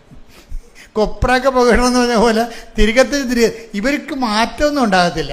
ഇവരാ പഴയ പിടുത്ത് കൂതറ ജന്മമായിരിക്കും സാധനം. എന്ന് വെച്ച് കഴിഞ്ഞാൽ നാട്ടുകാരുടെ കരുത്തേക്ക് കയറും, എല്ലാവരുടെയും കുറ്റം പറയും, എവിടെ നോക്കിയാലും നെഗറ്റീവേ പറയത്തുള്ളൂ. ഇങ്ങനെ ആ പഴയ ജന്മം തന്നെയായിരിക്കും. എപ്പോഴും നമ്മൾ ശ്രദ്ധിക്കേണ്ടത്, അതായത് പഴയ ജന്മത്തിൻ്റെ ഭാഗമായിട്ടാണ് ഈ തകർച്ച വന്നിരിക്കുന്നത്. ഇപ്പം നമുക്ക് തകർച്ച വരാൻ കാര്യം എന്താണ്? നമ്മുടെ ജന്മം ഇതുപോലെ പാഴ്ജന്മം ആയതുകൊണ്ട്, പാപത്തിൻ്റെ ജന്മം ആയതുകൊണ്ട് അവർക്ക് അതിനെക്കുറിച്ച് അനുതാപവുമില്ല. അവരാ പഴയ വൈകൃത ജീവിതം തന്നെ ജീവിച്ചു തീർക്കണ കാരണം അവർക്ക് അതിനെക്കുറിച്ച് തകർച്ച അവർ എന്താണ് ക്ഷണിച്ചു വരുത്തുന്നതാണ്. അതുകൊണ്ട് ബൈബിൾ എന്താ പറയുന്നത് അറിയാവോ? നിങ്ങൾ എങ്ങനെയാണ് വീണതെന്ന് നോക്കാൻ പറയും. ബൈബിൾ അതാ പറയണത്. നിങ്ങൾക്കിപ്പോൾ തകർച്ചയെന്ന് പറഞ്ഞിട്ടുണ്ടെങ്കിൽ വായും പൊളിച്ചപ്പോഴും പറഞ്ഞുകൊണ്ടിരിക്കേണ്ട അങ്ങനെ സംഭവിച്ച് ഇങ്ങനെ സംഭവിച്ച്, മകൻ്റെ ജോലി പോയി, അവനെ കഞ്ചായി പിടിച്ച്, ഭർത്താവ് വേറെ പെണ്ണുങ്ങളടുത്ത് പോയി, ഇങ്ങനെ കണാകുണായും പറഞ്ഞുകൊണ്ട് നടക്കേണ്ട കാര്യമില്ല. നിങ്ങൾ എങ്ങനെ വീണെന്ന് നോക്കാൻ പറയും. മകനെ കഞ്ചായി പിടിച്ചതെന്ന് പറഞ്ഞ കാര്യം, അയ്യോ അവനെ പച്ചക്കും ഇല്ലയെന്ന് വെച്ചാൽ പഴുത്തതിനും ഇല്ലയെന്ന് വെച്ചാൽ അവൻ്റെ കൂട്ടുകാരൻ കൊടുത്താൽ പൊതിയായിരുന്നു, അവനെ അറിയാൻ പോലെ അഞ്ഞ കൂട്ടുകാരനെ വിശ്വസിച്ച് അവസാനം പോലീസ് പിടിച്ചതൊക്കെ പറയും. ഇങ്ങനെ പറയാവുന്നല്ലാതെ കഥയില്ല. ബൈബിൾ എന്താ പറയണത്? ഇങ്ങനെ ഒരു പാട്ടൊന്നും പറയണ്ട, മറിച്ച് എന്ത് ചെയ്യണം? എങ്ങനെ നിങ്ങൾ വെളിപ്പാട് 2:5 എടുത്ത് ശ്രുതിക്കട്ടെ. ഹല്ലേലൂയ ഹല്ലേലൂയ ഹല്ലേലൂയ ഹല്ലേലൂയ ഹല്ലേലൂയ. യേശുവേ നന്ദി. യേശുവേ സ്തുതി. ഹല്ലേലൂയ ഹല്ലേലൂയ ഹല്ലേലൂയ ഹല്ലേലൂയ ഹല്ലേലൂയ. വെളിപാട് 2:5. അതിനാൽ നീ ഏതവസ്ഥയിൽ നിന്ന് അധപ്പതിച്ചതെന്ന് ചിന്തിക്കുക. ഇതാണ് പ്രശ്നം. അതായത് ഇത് വർക്കൗട്ട് ചെയ്യണമെങ്കിൽ ആദ്യം പറയണമെങ്കിൽ പാട്ടൊക്കെ പാടാതെ ആദ്യം ചെയ്യേണ്ടത് നിങ്ങൾ എവിടെയാണ് ഫോളായെന്ന് നോക്കണം. ഫാളിങ് എവിടെ സംഭവം, എവിടെയാണ് വീണെന്ന് നോക്കണം. ഏതവസ്ഥയിൽ നിന്നാണ് അധപ്പതിച്ചതെന്ന് നോക്കണം. അതുകൊണ്ട് ഈശോ ആ നിലപാടിന്, അത് ഈശോയുടെ നിലപാടാണ്. ബൈബിൾ തുന്നിക്കെട്ടുമ്പോൾ അവസാനമായിട്ട് വെളിപാട് അവസാനിക്കാൻ പോകുമ്പോൾ ലാസ്റ്റ് പറഞ്ഞ വാക്കുകളാണ്. എന്താണ്? മനുഷ്യൻ രക്ഷപ്പെടുന്നുണ്ടെങ്കിൽ ആദ്യം ചെയ്യേണ്ടത് ഇന്നത്തെ അവസ്ഥയിലേക്ക് എങ്ങനെ എത്തി, തകർച്ച എങ്ങനെ വന്നു, അതെന്താണ്? കയ്യിരിപ്പ് പരിശോധിക്കാൻ പറയുകയും കർത്താവ് പറഞ്ഞില്ലേ, സിലോഹയിലെ ഗോപുരം വീണ് 18 പേര് മരിച്ചു. അതിന് കർത്താവിനൊരു ബുദ്ധിമുട്ട്, ഒരു ടെൻഷനും ഇല്ല. അങ്ങയുടെ കാലത്ത് ആ ആഴ്ച സംഭവിച്ചതാണ്. ഒരു ഗോപുരം ഉണ്ടായിരുന്നു, അത് പിടച്ചതല്ലി വീണ് 18 പേരുടെ കാഞ്ഞുപോയി. എന്നിട്ട് കർത്താവ് ചോദിക്കുകയാണ്, ആ സിലോഹയിൽ അന്ന് അവിടെ ഉണ്ടായിരുന്ന ആൾക്കാരെക്കാളൊക്കെ ഈ ഗോപുരം വീണ് ചത്ത കക്ഷികൾ പാപികളാണെന്ന് നിങ്ങൾ കരുതുന്നുണ്ടോ? ഇല്ലെന്നാണ് എനിക്ക് തോന്നുന്നത്. പശ്ചാത്തപിച്ചില്ലെങ്കിൽ നിങ്ങളും അതുപോലെ തകരും. ഇപ്പം തകർച്ച വന്ന എന്താണ് കാര്യം? എവിടെയൊക്കെ കുഴപ്പങ്ങൾ ഉണ്ടാക്കിയിട്ടുണ്ട്. ഇപ്പം നിങ്ങൾ ഈ കൊച്ചിനെ കഞ്ചാവ് പിടിച്ചെന്ന് പറഞ്ഞില്ലേ, നിങ്ങൾ പറഞ്ഞത് ശരിയാണ്. അവൻ കഞ്ചാവ് വലിക്കത്തുമില്ല, കഞ്ചാവ് സൂക്ഷിക്കത്തുമില്ല. അവൻ്റെ കൂട്ടുകാരൻ അവനെ ചതിച്ചതാണ്. പക്ഷെ ഇപ്പം അവനകത്താണ്, മകനകത്താണ്. അപ്പം അവൻ പറയും, ഞാനിനി ഒരു ദൈവത്തിലും വിശ്വസിക്കണില്ല. എന്താ കാര്യം? ഞാനൊരു തെറ്റും ചെയ്തില്ല, എന്നിട്ട് ഞാൻ അകത്ത് പോയില്ലേ? നീ തെറ്റ് ചെയ്യണമെന്ന് നിർബന്ധമില്ല, നിൻ്റെ അമ്മ തെറ്റ് ചെയ്താൽ മതി. ഞാൻ ആ ചേട്ടത്തിയോട് ചോദിച്ചേ, ചേട്ടത്തി ഇവനെ പ്രഗ്നൻ്റ് ആയതിനു ശേഷം എത്ര പ്രാവശ്യം 8 മാസം വരെ നിങ്ങൾ പണിക്ക് പോയെന്ന് കേട്ട്, എത്ര പ്രാവശ്യം നിങ്ങൾ ദേവാലയത്തിൽ പോയി? അതാണ് വിഷയം. നിസ്സാരമില്ല. ഇത് ഒറ്റക്കൈക്കും കച്ചും കൈയും തിരിയത്തില്ലേ? നിങ്ങളിപ്പോൾ തൊഴിലുറപ്പിന് പോണവരുണ്ട്, ഓഫീസിൽ പോണവരുണ്ട്. അവസാന പ്രസവ ലീവ് കൂടിയെടുക്കാൻ വേണ്ടിയേ, പ്രസവ ലീവ് ഗവൺമെൻറ് കൊടുക്കുമല്ലോ, മെറ്റേണിറ്റി ലീവ്. മെറ്റേണിറ്റി ലീവ് പോകാതിരിക്കാൻ വേണ്ടി പ്രസവിക്കണതിന് 5 ദിവസം മുമ്പ് വരെ അവർ ഓഫീസിൽ പോകും, പക്ഷെ ദേവാലയത്തിൽ പോകത്തില്ല. അതാണ് വിഷയം. കർത്താവിന് അതായത് എപ്പോഴും നമ്മൾ ശ്രദ്ധിക്കണം, ദൈവത്തിന് കൊടുക്കേണ്ടത് ദൈവത്തിന് കൊടുക്കണം. നിങ്ങളുടെ പ്രസവ ലീവ് കൂട്ടിയെടുക്കാൻ വേണ്ടിയാണ് നിങ്ങൾ അന്ത്യനിമിഷം വരെ പ്രസവിക്കുന്നതിന് 3 ദിവസം മുമ്പ് വരെ നിങ്ങൾ ഓഫീസിൽ പോകും. പക്ഷെ അതേസമയം തന്നെ ദൈവികമായ കാര്യങ്ങൾക്ക് ഈ മകനെ പ്രസവിക്കുന്ന സമയത്ത് നിങ്ങളുടെ ദൈവമായിട്ടുള്ള നിങ്ങളുടെ ബന്ധം എന്തായിരുന്നു? ദൈവികമായൊരു കൃപയിലാണോ നിങ്ങൾ ഇവനെ പ്രസവിച്ചതെങ്കിൽ ഇവനിങ്ങനെ പിടിക്കേണ്ട കാര്യമില്ല. എന്താ കാര്യം? ദൈവം പ്രൊട്ടക്ട് ചെയ്യും. അതാണ് സ്മിർനായിലെ സഭ ചോദിക്കുന്നത്. നിങ്ങൾ എങ്ങനെ ഏതവസ്ഥയിൽ നിന്ന് നിബന്ധിച്ചുവെന്ന് നോക്കുക. ഒറ്റ കൈക്ക് തീരത്തില്ല കേട്ടോ.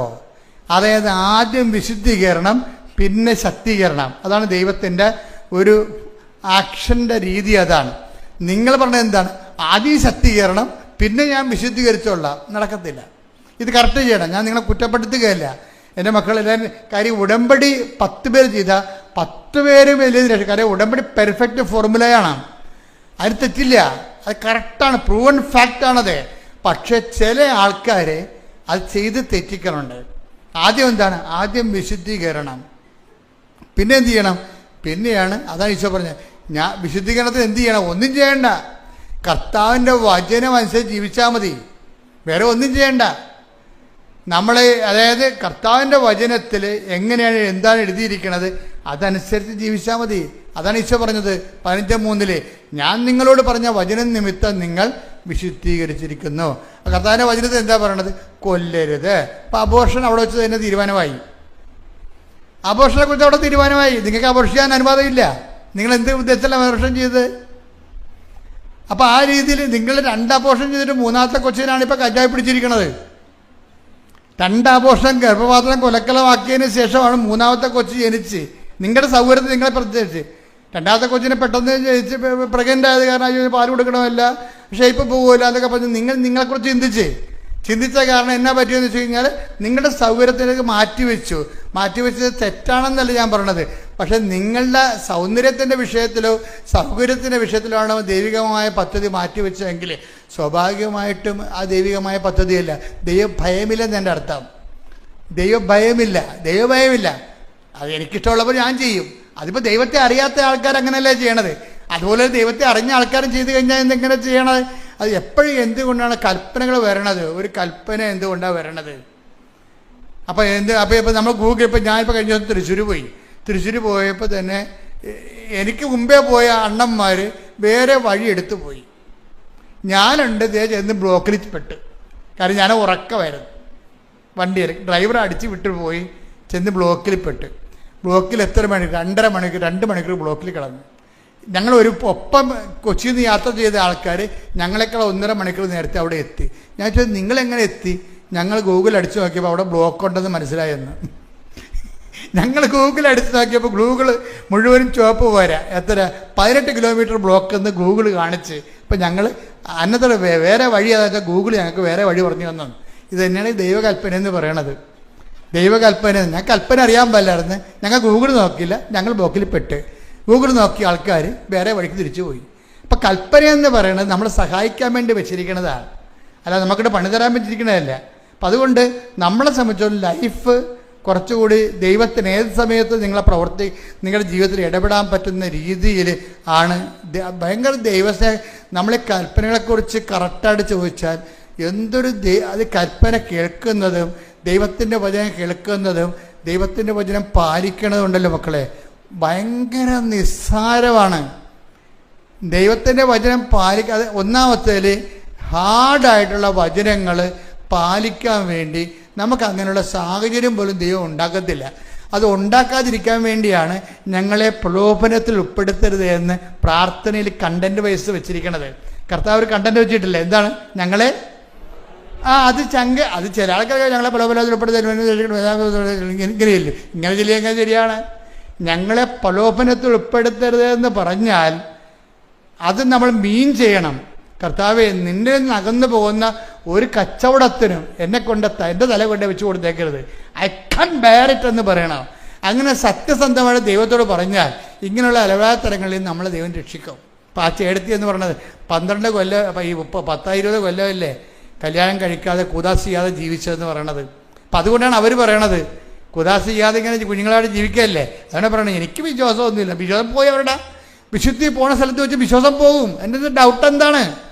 നിങ്ങൾക്ക് വിശ്വാസം ഉണ്ടെന്ന് പറഞ്ഞത് വിശ്വാസം ഇങ്ങനെ ഉണ്ടാക്കിയെടുക്കണമല്ലത്, ദൈവത്തിൻ്റെ ദാനമാണത്. പരിശുദ്ധാത്മാവിൻ്റെ ദാനമല്ല വിശ്വാസം. അല്ല നമ്മുടെ ലോകത്തിലുണ്ടാകുന്ന ജ്ഞാനങ്ങളെ പോലെ അമേരിക്ക അവിടെ ഉണ്ടെന്ന് വിശ്വസിക്കണതാണ്, അതൊന്നുമല്ല.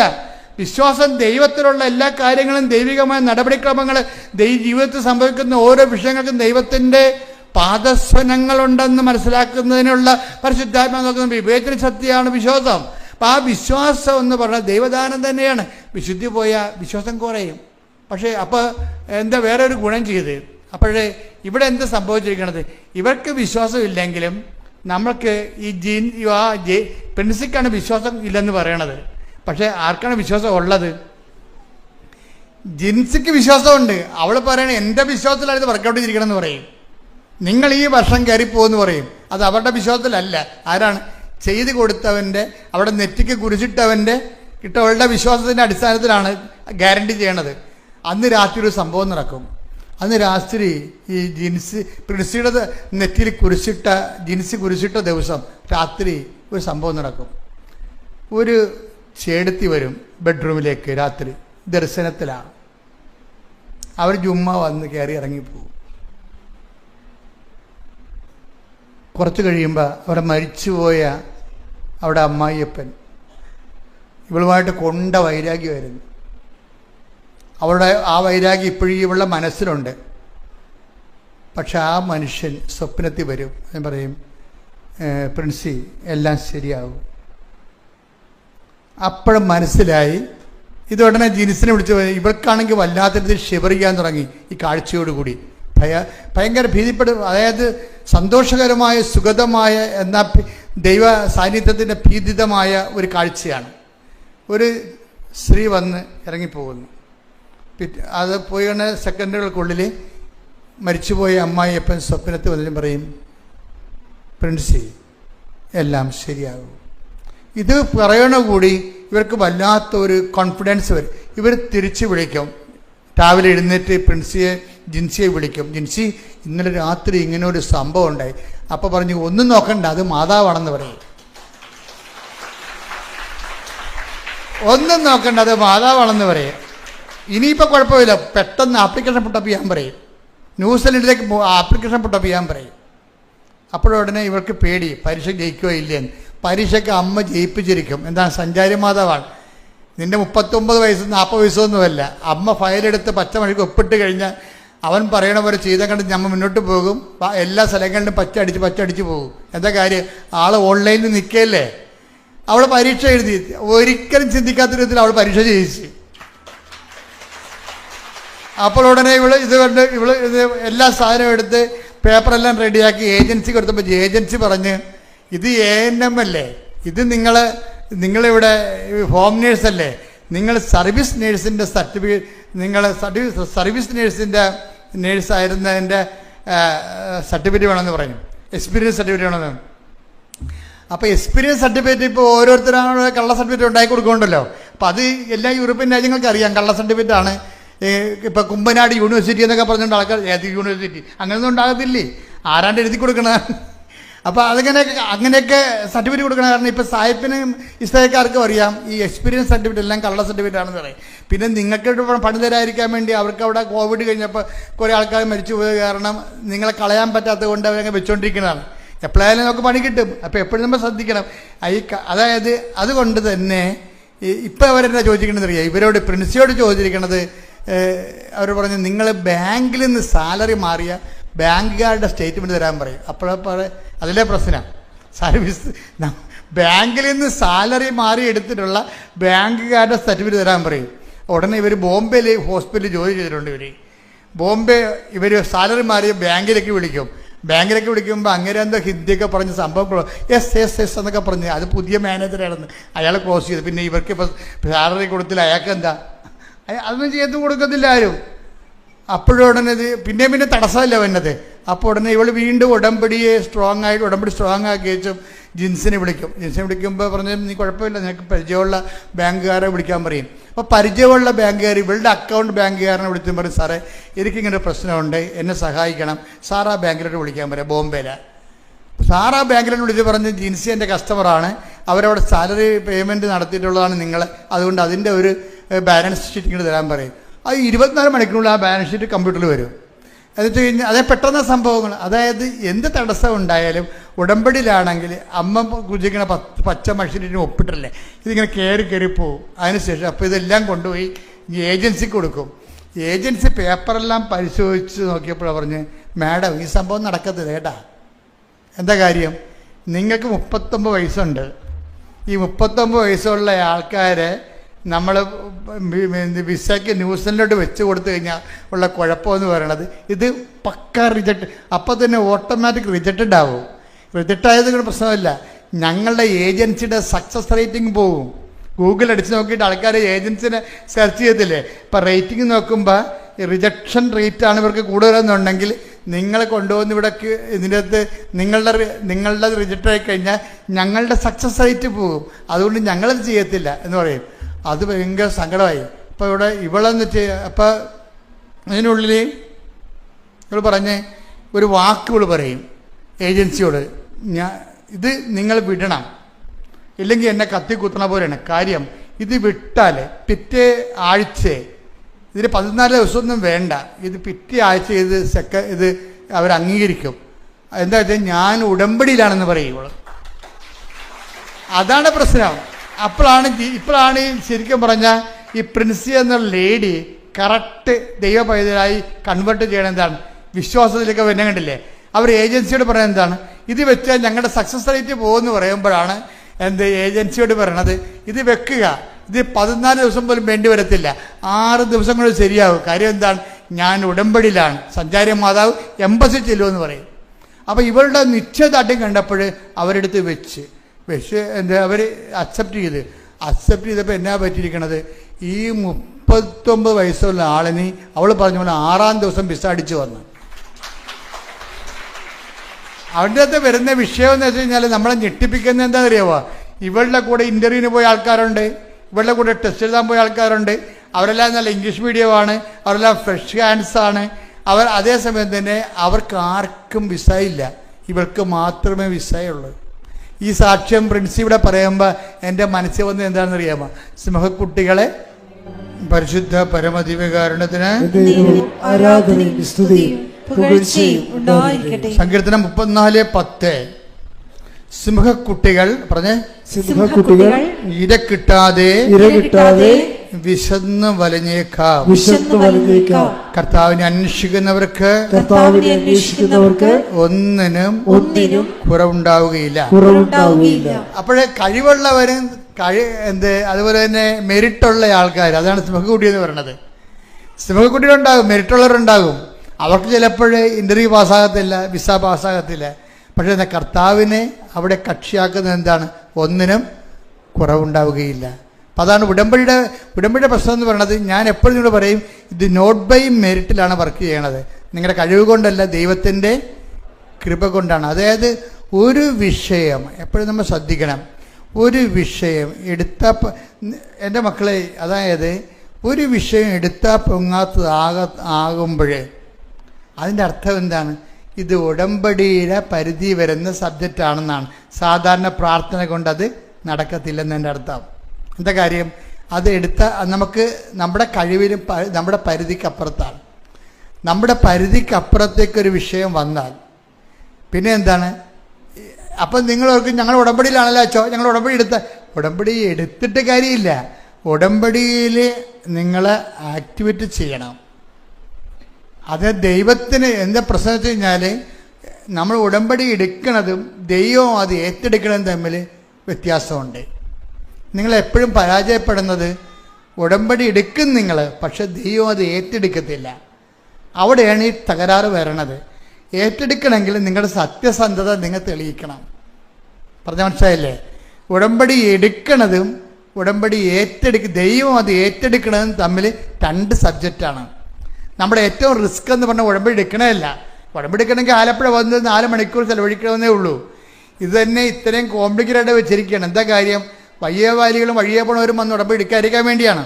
വയ്യാവേലികളും വഴിയേ പോണവരും വന്ന് ഉടമ്പടി എടുക്കാതിരിക്കാൻ വേണ്ടിയാണ് ഉടമ്പടി മാക്സിമം കോംപ്ലിക്കേറ്റ് ആക്കി വെച്ചിരിക്കുന്നതാണ്. ഞങ്ങൾക്ക് വേണമെങ്കിൽ ഒരു ആംഗിൾ കൊണ്ടോ അല്ലെങ്കിൽ ഇതിൻ്റെ ഹോംവർക്ക് എല്ലാം കുറച്ച് തരാൻ പറ്റും.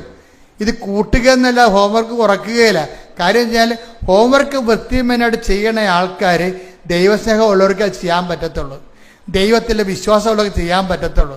വസ്തുവിശ്വാസം, വിഷയവിശ്വാസം നിങ്ങൾക്കുള്ളത്, നിങ്ങൾക്ക് പലർക്കും ഉള്ളത് നിങ്ങളുടെ വിഷയത്തെക്കുറിച്ചാണ് നിങ്ങൾക്ക് ആവലാതി ഉള്ളത്, ദൈവത്തെക്കുറിച്ചല്ല.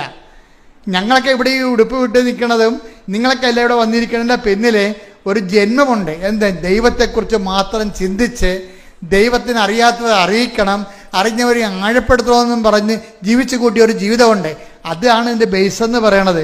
ദൈവത്തിൻ്റെ മുമ്പിൽ നമ്മൾ ആ റെക്ടിഫൈ ചെയ്യണം, ക്ലാരിഫൈ ചെയ്യണം. എന്താ കാര്യം? ഞാൻ ജീവിക്കണത് അങ്ങയ്ക്ക് വേണ്ടിയാണെന്ന് ദൈവത്തിന് തോന്നണം. അപ്പോൾ ദൈവം നിങ്ങൾ ഉടമ്പടി നിങ്ങൾ എടുക്കണതും അത് ദൈവം അത് ഏറ്റെടുക്കണതും 2 സബ്ജക്റ്റാണ്. നമ്മുടെ മുമ്പിലുള്ള ഏറ്റവും വലിയ റിസ്ക് എന്താണ്? നിങ്ങളുടെ ഉടമ്പടി, നിങ്ങൾ എടുത്ത ഉടമ്പടി ദൈവത്തെ കൊണ്ട് ഏറ്റെടുപ്പിക്കുന്നതാണ്. എങ്ങനെയാണ് ദൈവത്തെ കൊണ്ട് ഏറ്റെടുപ്പിക്കണത്? ഉടമ്പടി വിഷയങ്ങളെല്ലാം ചെയ്യണത് പക്കാ ദൈവവിശ്വാസത്തോടുകൂടിയാണോ?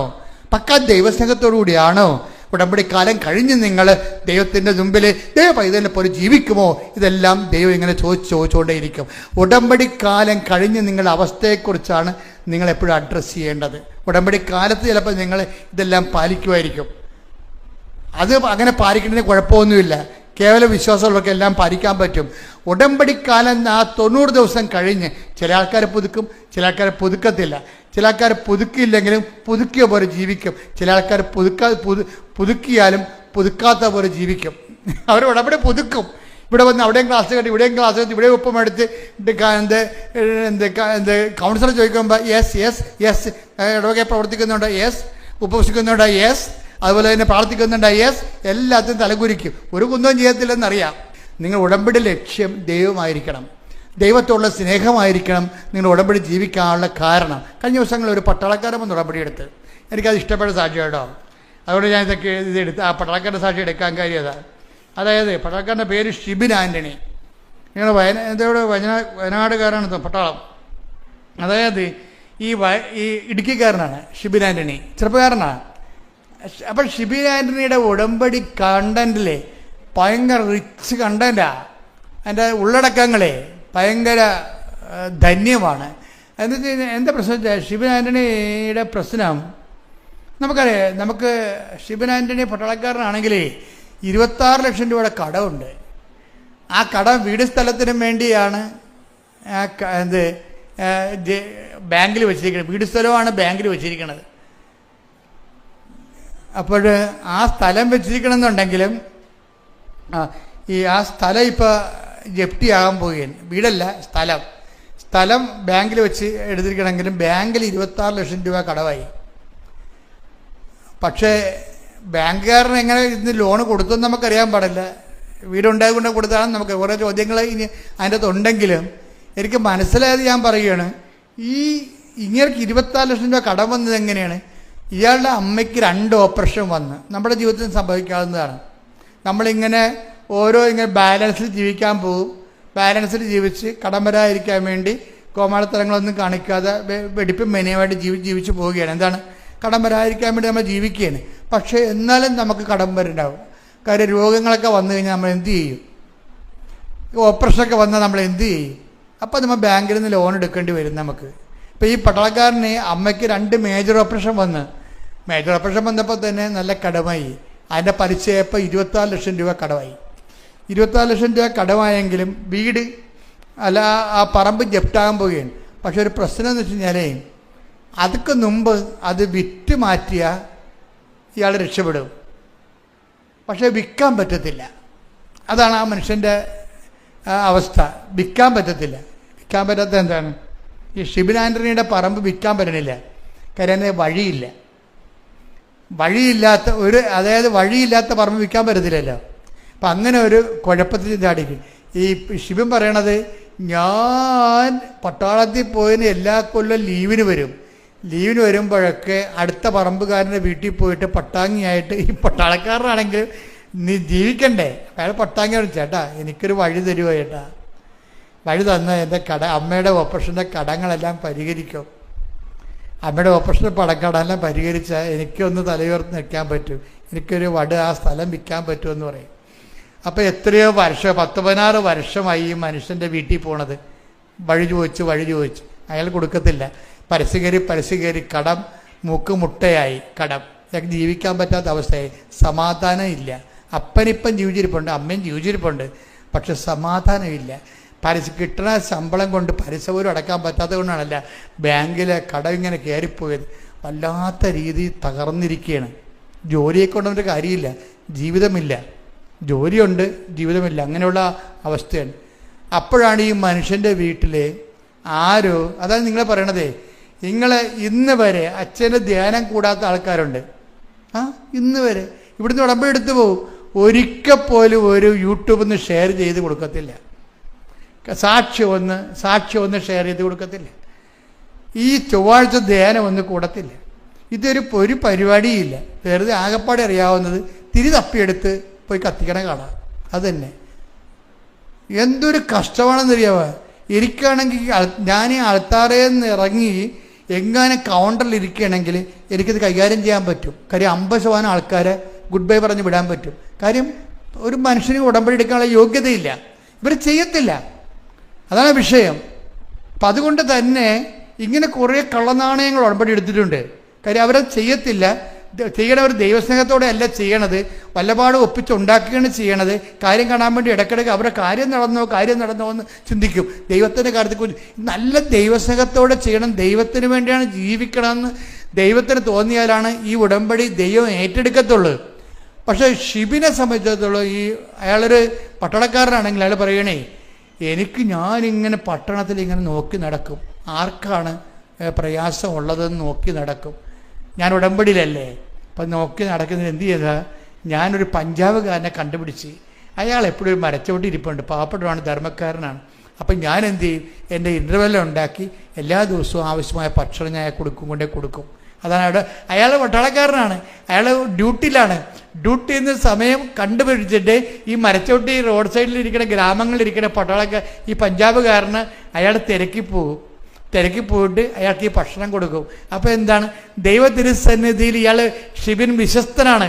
അവിടെയാണ് ഉടമ്പടി കത്തണത്, അവിടെയാണ്. അതായത് അതിനുശേഷം നാട്ടിൽ വരുമ്പോഴും ഉടമ്പടി പ്രകാരം തന്നെയാണ് അത് പറയണേ. ഞാൻ അവിടെ ഹിന്ദി പത്രം മേടിച്ചുകൊണ്ട് പോയിട്ട് ഓരോ കടയിലും കൊണ്ടുപോയി, അവിടേക്ക് അറിയാമല്ലേ ഇതിൻ്റെ പലയിടത്തും മതപരിവർത്തന ക്രിമിനൽ കുറ്റമാണ്. അപ്പോൾ അതുകൊണ്ട് ചില സംസ്ഥാനങ്ങളിലൊക്കെ നമ്മുടെ പത്രക്കാർക്ക് വലിയ പ്രയാസമുണ്ട്, അവരൊക്കെ പോലീസ് പിടിക്കുന്നുണ്ട്. പിന്നെ ഇവിടുന്നൊക്കെ വിളിച്ച് പറഞ്ഞും നമ്മൾ അവിടെയുള്ള സ്വാധീനമൊക്കെ ഉപയോഗിച്ചൊക്കെയാണ് അവരെ കാര്യങ്ങൾ പറഞ്ഞ് മനസ്സിലാക്കി. അതുകൊണ്ടാണ് നമ്മൾ ഡിസ്ക്ലെയിമർ പത്രത്തിൽ ഇട്ടിരിക്കണത്. പത്രം ആർക്കും കൊടുക്കാറില്ല, അതിന് നമ്മുടെ ഭരണഘടന നമുക്ക് മൗലികമായ അവകാശം തരുന്നുണ്ട്. നമ്മുടെ അറിവുകൾ, ബോധ്യങ്ങൾ മറ്റുള്ളവരൊക്കെ ഷെയർ ചെയ്യാൻ നമുക്ക് അധികാരമുണ്ട്. പക്ഷേ പോലീസുകാർ വെറുതെ കയറി പിടിക്കണം, കേസ് നിൽക്കത്തില്ല. പക്ഷെ അതേസമയം അവർ വേറെ വകുപ്പൊക്കെ എടുത്ത് ചേർത്താൽ നമ്മുടെ ആൾക്കാരെ ചില സമയത്ത് പീഡിപ്പിക്കണം. എന്നിട്ട് പോലും ആൾക്കാർ റിസ്ക് എടുത്ത് പത്രം കൊടുക്കുന്നുണ്ട്. ഇത് ഒരു റിസ്ക്കും ഇല്ലാത്ത ആൾക്കാരുടെ വീട്ടിൽ പത്രം വെറുതെ ഇരിപ്പുണ്ട്, മനസ്സിലായില്ലേ? ഒരു റിസ്ക്കും ഇല്ല, ആർക്ക് വേണം കൊടുക്കാവുന്ന വീട്ടിലും പത്രം കൊണ്ട്. ഏറ്റവും വലിയ ഗതികേടെന്ന് പറയണത്, നിങ്ങൾ ഉടമ്പടി എടുത്തിട്ട് ഭാര്യനെ കൊണ്ട് പത്രം കൊടുപ്പിക്കുന്നതാണ് ഏറ്റവും വലിയ ഗതികേട്. മക്കൾ ഉടമ്പടി എടുക്കും, അമ്മയെ കൊണ്ട് പത്രം കൊടുപ്പിക്കും. ഇത് ഒരു വിഷയമാണ്. ഉടമ്പടി വ്യക്തിപരമായിട്ടുള്ള വിഷയമാണത്. നിങ്ങൾ വ്യക്തിപരമായിട്ടാണ് ഉടമ്പടി എടുത്തിരിക്കുന്നത് ദൈവമായിട്ട്. അപ്പോൾ ആ വർക്ക് നിങ്ങൾ ഇങ്ങനെ കൊട്ടേഷൻ കൊടുക്കരുത്. നിങ്ങൾ കൊട്ടേഷൻ കൊടുത്തു കഴിഞ്ഞാൽ എന്താ പറ്റുമെന്ന് വെച്ച് കഴിഞ്ഞാൽ ഉടമ്പടി വർക്കൗട്ട് ചെയ്യത്തില്ല. പിന്നെ നിങ്ങൾ കത്തോലിക്കന്നെ കുമ്പസാരിക്കാൻ പറയണം, ദൈവത്തിനെ പറ്റിച്ചിട്ടുണ്ടെന്ന് പറയണം നിങ്ങളെ. കാര്യം എന്താ കഴിഞ്ഞാൽ ഉടമ്പടി നിങ്ങൾ ചെയ്തോളാമെന്നാണ് ഇവിടെ ഉടമ്പടി പ്രഖ്യാപനം നടത്തിയിരിക്കുന്നത്. അല്ലാതെ വൈഫിനെ കൊണ്ടാ മക്കളെ കൊണ്ടാ പത്രം കൊടുപ്പിക്കാവുന്നതല്ല. അപ്പം അതുകൊണ്ടാണ് ഈ അച്ഛന്മാർ വന്ന് ഉടമ്പടി എടുക്കുമ്പോൾ ഞാൻ അച്ഛന്മാരോട് പറയും, അച്ഛന്മാർ കാര്യങ്ങൾ അറിഞ്ഞുകൊണ്ടാണ് വന്നിരിക്കുന്നത്. നിങ്ങൾ വിഷയം ഉണ്ടെന്നൊക്കെ എനിക്കറിയാം, പക്ഷെ അതല്ല, നിങ്ങൾ ഉടമ്പടി പാലിക്കാൻ കറക്റ്റാണോ? നിങ്ങൾ ഈ പത്രം വൃത്തിയായിട്ട് കൊണ്ടേ കൊടുക്കുമോ എന്ന് ഞാൻ ചോദിക്കും.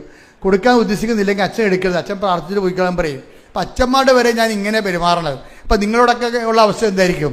അപ്പം അതുകൊണ്ട് എപ്പോഴും നമ്മൾ ശ്രദ്ധിക്കേണ്ടത്, നിങ്ങൾ കൃത്യമായിട്ട് ഈ സംഭവം ഇത് കാര്യം ഇതിനകത്ത് 50 പോയിന്റ് സുവിശേഷ കൈമാറ്റത്തിനാണ്, 30 പോയിന്റ് ഉപവിപ്രവർത്തനങ്ങൾക്കാണ്, 20 പോയിന്റാണ് പ്രത്യക്ഷയുടെ പ്രാർത്ഥനയ്ക്കുള്ളത്. നിങ്ങൾ ആ 30 എന്താണ് അങ്ങനെ അച്ഛൻ? അപ്പം നിങ്ങൾ എന്നോട് ചോദിക്കും, എന്തുകൊണ്ട് അച്ഛൻ എന്ത് കണക്കനുസരിച്ചാണ് ഇത് പറയണമെന്ന്? ഇത് പറയണമെന്ന് പറയുന്നത് 5:19 അനുസരിച്ചുകൊണ്ടാണ്. അച്ഛാ ഒന്ന് വായിച്ചാ മത്തായി 5:19 ശ്രദ്ധിക്കട്ടെ. ഹല്ലേലൂയ ഹല്ലേലൂയ ഹല്ലേലൂയ ഹല്ലേലൂയ യേശുവേ നന്ദി, യേശുവേ സ്തുതി. ഹല്ലേലൂയ ഹല്ലേലൂയ ഹല്ലേലൂയ ഹല്ലേലൂയ ഹല്ലേലൂയ ഹല്ലേലൂയ യേശുവേ ആരാധന ആരാധന ആരാധന ആരാധന ആരാധന. മത്തായി 5:19. ഈ പ്രമാണങ്ങളിൽ ഈ വചനങ്ങളിൽ ഏറ്റവും നിസ്സാരമായ ഒന്ന് ലംഘിക്കുകയോ ലംഘിക്കുവാൻ മറ്റുള്ളവരെ പഠിപ്പിക്കുകയോ ചെയ്യുന്നവൻ സ്വർഗരാജ്യത്തിൽ ചെറിയവനെന്ന് വിളിക്കപ്പെടും. എന്നാൽ അതനുസരിക്കുകയും പഠിപ്പിക്കുകയും ചെയ്യുന്നവൻ സ്വർഗരാജ്യത്തിൽ വലിയവനെന്ന് വിളിക്കപ്പെടും. അപ്പൊ സ്വർഗരാജ്യത്തിൽ വലിയവനെന്ന് വിളിക്കപ്പെടുമെന്ന് പറയുമ്പോൾ അവൻ്റെ കൃപ ആർജിക്കുന്ന അനുസരിച്ചാണ് ദൈവരാജ്യത്തിലെ വലിപ്പച്ചെറുപ്പം വരണത്. അപ്പോൾ അതെങ്ങനെയാണ്? ഈ വചനം പാലിക്കാൻ മറ്റുള്ളവരെ പഠിപ്പിക്കുകയും ചെയ്യണം.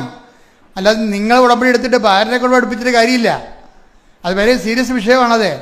അപ്പോൾ അത് അങ്ങനെ ആവതില്ലാത്തവർ ഈ പണിക്ക് നിൽക്കരുത്. കാര്യം ഇത് വളരെ സീരിയസ് വിഷയമാണ്. ഇപ്പം നിങ്ങൾ തന്ത്രപൂർവ്വം ദൈവത്തിൻ്റെ കണ്ണിൽ പൊടിയിട്ടിട്ട് ദൈവത്തിൻ്റെ അടുത്ത് ശാസ്ത്രീയ വർത്തമാനം പറയാമെന്നാണ് വിചാരിക്കണത്. അങ്ങനെയല്ല ഇത് വ്യക്തി കർത്താവിനെ അറിയുക, അറിയാത്തവരെ അറിയിക്കുക നമ്മുടെ ഉത്തരവാദിത്വമാണത്. അത് ദൈവസ്നേഹത്തോടെ ചെയ്യണം. ഇവിടെ എന്തുകൊണ്ടാണ് ഉടമ്പടിയിൽ എല്ലാവരും സാക്ഷ്യം പറയണത്? ഇത് പാലിക്കുന്ന ആൾക്കാർക്കൊരു പ്രശ്നവുമില്ല. അതുപോലെ തന്നെ ഇതിൻ്റെ കാരുണ്യ പ്രവൃത്തി എന്താണ്? ഞാൻ കഴിഞ്ഞ ധ്യാനത്തിൽ ഇത് പറഞ്ഞു. അത് കാരുണ്യ പ്രവൃത്തിയുടെ കാര്യം 25:34 എടുത്ത് മത്തായിയുടെ സുവിശേഷം ശ്രദ്ധിക്കട്ടെ. ഹല്ലേലൂയ. മത്തായി 25:34. എന്റെ പിതാവിനാൽ അനുഗ്രഹിക്കപ്പെട്ടവരെ വരുവിൻ. ലോകസ്ഥാപനം മുതൽ നിങ്ങൾക്കായി സജ്ജമാക്കിയിരിക്കുന്ന രാജ്യം അവകാശപ്പെടുത്തുവിൻ. അപ്പൊ എനിക്ക് എന്തുകൊണ്ടെന്നാൽ എനിക്ക് വിശന്നു, നിങ്ങൾ എനിക്ക് ഭക്ഷണം തന്നു, എനിക്ക് ദാഹിച്ചു, നിങ്ങൾ എനിക്ക് കുടിക്കാൻ തന്നു, ഞാൻ നഗ്നനായി നിങ്ങൾ എന്നെ ഉടുപ്പിച്ചു. അതിനാൽ ആണ് എൻ്റെ പിതാവിനാൽ അനുഗ്രഹിക്കപ്പെട്ടവരെ വരും. ഇപ്പം കാരുണ്യപ്രവൃത്തി ചെയ്തുകൊണ്ട് എന്താണ്? എൻ്റെ പിതാവിന് അനുഗ്രഹിക്കപ്പെട്ട വരുവിൻ, ലോകാരംഭം ഒരിക്കലേക്ക് രാജ്യം കൈവശമാക്കാൻ പറഞ്ഞിട്ടുണ്ട്. അത് വലുതാണോ ചെറുതാണോ എന്നുള്ളത് വേറെ വിഷയമാണ്. അത് കൃത്യമായിട്ടും വലിയ ദൈവാനുഭവത്തിലേക്ക് നിത്യതയുടെ ഉന്നത കൃപകളിലേക്ക് ക്ഷണിക്കപ്പെടുന്നത് ഉപവിപ്രവർത്തനമല്ല, അത് സുവിശേഷ പ്രവർത്തനമാണ്. അതുകൊണ്ടാണ് ഞാൻ പറഞ്ഞത് 50 മാർക്ക് പത്ര കൈമാറ്റത്തിനാണ്. പത്രത്തിലൂടെ എന്താ ഉള്ളത്? അനുഭവ സാക്ഷ്യങ്ങളാണ്. ആരുടെ അനുഭവങ്ങൾ? ക്രിസ്തുവിനെ വചനം നടപ്പിൽ വരുത്തിക്കൊണ്ട് അവൻ പറയണ പോലെ ചെയ്ത് അനുഭവം പ്രാപിച്ചവരുടെ അനുഭവ സാക്ഷ്യമാണ് പത്രത്തിലുള്ളത്. 100 ഉണ്ട്. കാണുമ്പോൾ തന്നെ അത് ആൾക്കാർ മനസ്സിലാക്കി എൻ്റെ പ്രശ്നമുള്ള സാക്ഷ്യം വായിച്ചു കഴിയുമ്പോൾ അവൻ കർത്താവിനെ തിരക്കി വരും. അറിയിക്കാൻ പറ്റും, അറിഞ്ഞവരെ ആഴപ്പെടുത്താൻ പറ്റും. ഉപവിപ്രവർത്തനങ്ങൾക്ക് 30 മാർക്കാണ്. പിന്നെ എന്ത് പ്രാർത്ഥന? പിന്നെ 20 പോയിൻ്റാണ് ഉള്ളത് പ്രാർത്ഥനയ്ക്കുള്ളത്. നിങ്ങൾ എന്താ ചെയ്യണമെന്ന് വെച്ച് കഴിഞ്ഞാൽ ഇതൊന്നും ചെയ്യത്തില്ല, പ്രാർത്ഥന മാത്രം കൊണ്ടുകൊണ്ടിരിക്കും. അത് പ്രാർത്ഥിക്കണമാണ്. നിങ്ങൾക്കറിയാൻ പറഞ്ഞിട്ടാണ് ഞാൻ വിശുദ്ധ പ്രമാണം എഴുതിയിരിക്കണം. അതിൻ്റെ അകത്ത് വിശുദ്ധ പ്രമാണം എല്ലാവർക്കും അറിയാം, സ്വർഗസ്ഥരാപിത എല്ലാവർക്കും അറിയാം, നന്മ അറിഞ്ഞ പറയും എല്ലാവർക്കും അറിയാം, ജപമാല എല്ലാവർക്കും അറിയാം ശരിക്കും. പക്ഷെ അതിൻ്റെ എല്ലാം ചെല്ലിയാലും നമുക്ക് വരുന്നത് എന്താണ്? അതെല്ലാം ചെല്ലണം. എന്താണ്? കഴിഞ്ഞ ധ്യാനത്തിൽ ഞാൻ പറഞ്ഞായിരുന്നു, വെള്ളം കുടിക്കാൻ ജീവിക്കാൻ പറ്റുമോ? ഡീഹൈഡ്രേഷൻ ഉണ്ടാവും, കരളുപാട്, കിഡ്നി ചുങ്ങിപ്പോവും, ചത്തുപോവും. അപ്പോൾ പ്രാർത്ഥനയില്ല ജീവിക്കാൻ പറ്റത്തില്ല. പ്രാർത്ഥന വെള്ളം പോലെയാണ്. പക്ഷെ നമ്മൾ ജോലി ചെയ്യണമെങ്കിൽ ഗുരുത്വമുള്ള ഭക്ഷണം വേണം, ന്യൂട്രീഷനായിട്ടുള്ള ഫുഡ് വേണം. അതിനാണ് ഉപവിപ്രവർത്തനങ്ങളും സുവിശേഷ വേലയെന്ന് പറയണത്. അപ്പം അതുകൊണ്ട് ഇതിൻ്റെ എല്ലാം കറക്റ്റായിട്ടാണ് ഉടമ്പടിയിലുള്ളത്. ഷിബിൻ ഇതെല്ലാം കൃത്യമായിട്ട് ചെയ്യുന്ന ആളാണ്. അതുകൊണ്ടാണ് ഹിന്ദി പത്രവും ഇംഗ്ലീഷ് പത്രവും മേടിച്ചിട്ട് ഇന്ത്യ മുഴുവനും പറ്റുന്ന സ്ഥലങ്ങളെല്ലാം ആ മനുഷ്യൻ കൊണ്ടേ കൊടുത്തിട്ട് ഒരു ദിവസം ഷിബിൻ നാട്ടിൽ വരുമ്പോൾ ഷിബിനോട് ഇപ്പം നമ്മൾ സത്യസന്ധരാണെന്ന് പറഞ്ഞാൽ അമ്മ ഉടനെ ഇടപെടും. നമ്മൾ ദൈവം ഇടപെടാത്തതിൻ്റെ കാര്യം എന്നറിയാവോ? നമ്മൾ ഉടമ്പടി സത്യസന്ധരല്ലാത്തത് കൊണ്ടാണ്. ഷിബിൻ ഉടനെ നാട്ടിൽ വന്നപ്പോൾ പരിശുദ്ധമ്മ പറഞ്ഞു, മോനെ അവിടെ കൊണ്ട് ഉപ്പിടാൻ പറഞ്ഞു. ആ പറമ്പ് വഴിയിലല്ല ഉപ്പിടാൻ പറഞ്ഞു. അവനവിടെ കൊണ്ട് വിശ്വാസപ്രമാണം ചൊല്ലി ആ വഴിയില്ലാത്ത സ്ഥലത്ത് കൊണ്ടുപോയി ഉപ്പിട്ട് വെച്ച് പിറ്റേ ദിവസം 20 കൊല്ലമായി ആ വീട്ടിൽ കയറി ഇറങ്ങണത്. ആ മനുഷ്യനോട് ഇന്നവൻ, ചേട്ടാ ഇത്തിരി വഴി കിട്ടാൻ വല്ല മാർഗ്ഗമുണ്ടോ? ഞാനിത് 20ാമത്തെ കൊല്ലാണ് വരണത്. അപ്പോൾ ഉടനെ ചേട്ടൻ പറഞ്ഞ്, ഞാൻ പണി ചെയ്യാം, നിനക്ക് വഴി തരാം. പക്ഷെ അതെങ്ങനെ തരും?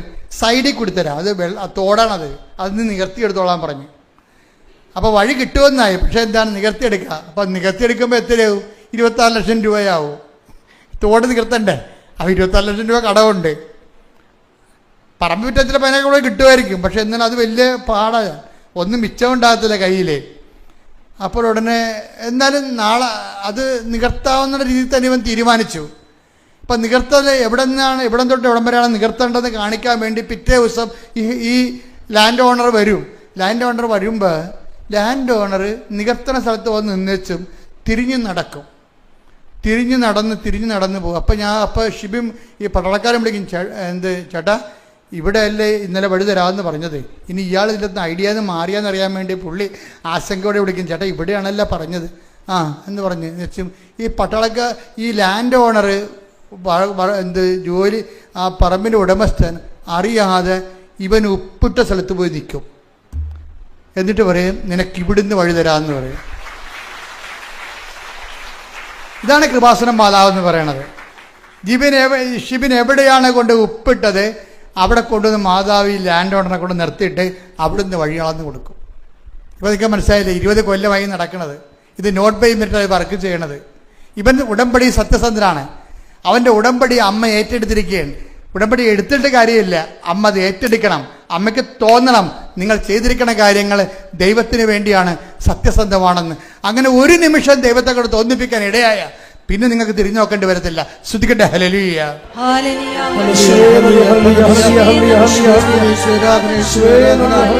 ഉടമ്പടി വിശ്വസ്തയോടെ ജീവിക്കുവാൻ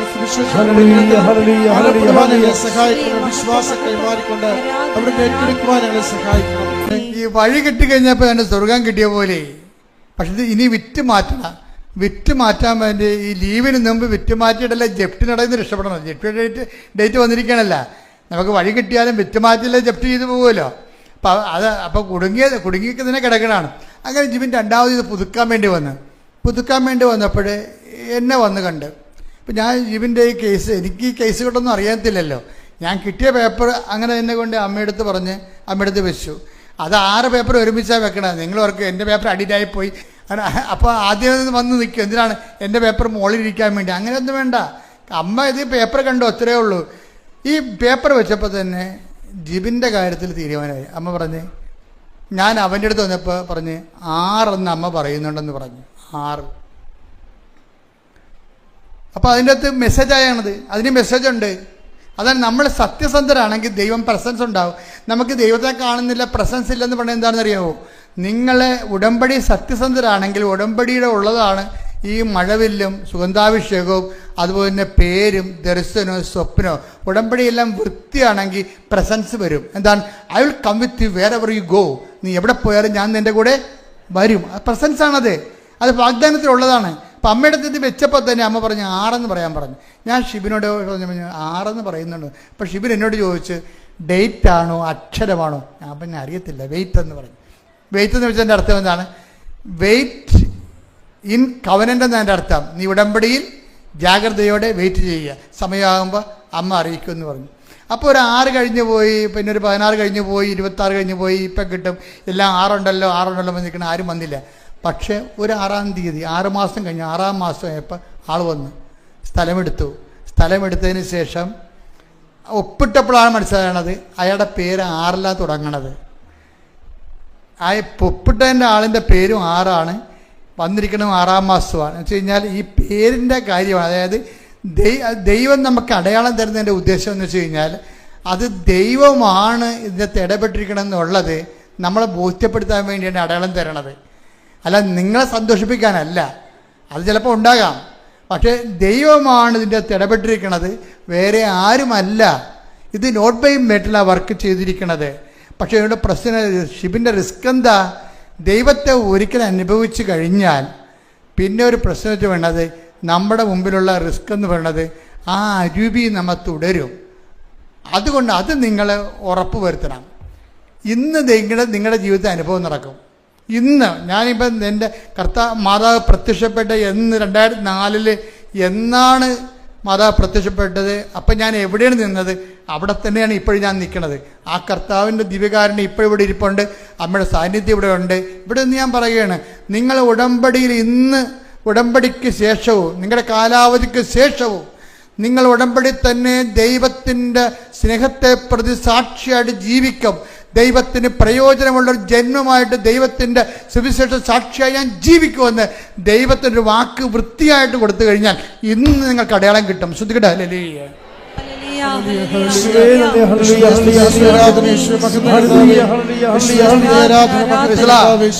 ഉടമ്പടി എടുക്കുന്നതിനേക്കാൾ പ്രശ്നമാണ് ഉടമ്പടി ദൈവത്തെ കൊണ്ട് ഏറ്റെടുപ്പിക്കണത്. ഏറ്റെടുപ്പിക്കാനുള്ളൊരു മാർഗം ഇതാണ് ഇപ്പം പറയണത്. എന്താ കാര്യം? നിങ്ങൾ ഉടമ്പടി ജീവിക്കുമെന്ന് ദൈവത്തിനൊരു വൃത്തിയുള്ള വാക്ക് കൊടുക്കണം.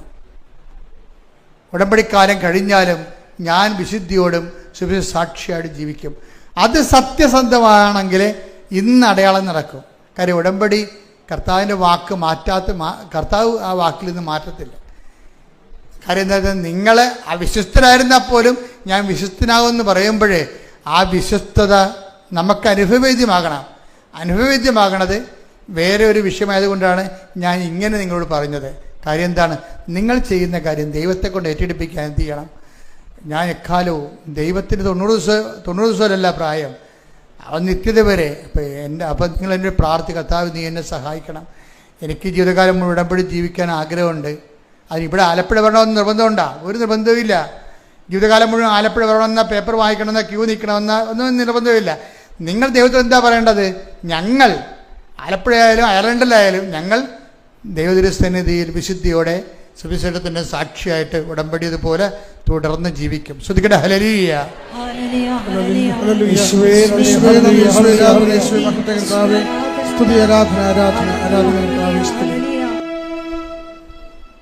പരിശുദ്ധ പരമ ദിവ്യകാരുണ്യത്തിന് പരിശുദ്ധ പരമ ദിവ്യകാരുണ്യത്തിന് പരിശുദ്ധ പരമ ദിവ്യകാരുണ്യത്തിന് എൻ്റെ പ്രിയപ്പെട്ടവരെ, രോഗസൗഖ്യ പ്രാർത്ഥനയുടെ സമയമാണ്. കൈകൾ മാറ്റി മാറ്റി വെക്കണം.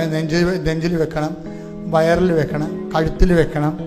എവിടെയൊക്കെ ഇപ്പോൾ സ്പോണ്ടിലോസിസ് അസുഖമുള്ളൊരു പിൻകഴുത്തിൽ വെക്കണം, തൈറോയിഡിൻ്റെ അസുഖമുള്ള കഴുത്തിൽ വെക്കണം, ശിരസ് മൊത്തം വേദനയും ബ്ലോക്കും ഉള്ളവർ ശിരസിൽ വെക്കണം, നെഞ്ചുവേദനക്കാർ ഹാർട്ടിന് ബ്ലോക്കുള്ള ഹാർട്ടിൽ വെക്കണം, കരളുകാരനുള്ളവർ നെഞ്ചിനെ കൊണ്ട് താഴെ വെക്കണം, ഉദരരോഗികൾ വയറിൽ വെക്കണം, അതിലൊക്കെ കുഞ്ഞുങ്ങളില്ലാത്തവർ അടിവയറ്റിൽ വെക്കണം. അതുപോലെ എവിടെയാണ് രോഗം അവിടെയാണ് കൈവച്ച് മാറ്റി മാറ്റി വെക്കേണ്ടത്. അത് മാതാവിൻ്റെ മധ്യസ്ഥയിലാണ് ഞാൻ വെക്കുന്നത്, ഈശോൻ്റെ നാമത്തിലാണെന്ന് ഓർത്താൽ മതി. എന്ന് പറഞ്ഞ് ഞാൻ കൈകൾ എൻ്റെ ശരീരത്തിൽ വെക്കുന്നു, അതെന്റെ അമ്മയുടെ മധ്യസ്ഥയിലാണ്, അതെന്റെ ഈശോന്റെ നാമത്തിലാണ്. ഇനി നിങ്ങൾക്ക് രോഗം ഇല്ലെന്ന് വിചാരിച്ചോ, നിങ്ങളുടെ ബന്ധുക്കൾക്കോ വീട്ടുകാർക്കോ ആർക്ക്, നിങ്ങളുടെ സുഹൃത്തുക്കൾക്കോ ആർക്ക് രോഗം ഉണ്ടായാലും അവർ നിങ്ങളുടെ ജാമ്യം, ഇപ്പം ജിൻസി അല്ലേ, ജിൻസിയുടെ ജാമ്യത്തിലല്ലേ പ്രിൻസിക്ക് അനുഗ്രഹം കിട്ടിയത്. അപ്പം തീർച്ചയായിട്ടും അത് ട്രാൻസ്ഫറബിളാണ്. നിങ്ങളുടെ വിശ്വാസത്തിൽ നിങ്ങൾക്ക് വിശ്വാസം ഇല്ലാത്തവർക്ക് വേണ്ടി പ്രാർത്ഥിക്കാം. അവരെ കർത്താവ് നിങ്ങളുടെ അടിസ്ഥാനത്തിൽ വീണ്ടെടുക്കും. ശ്രദ്ധിക്കട്ടെ. ഹല്ലേലൂയ.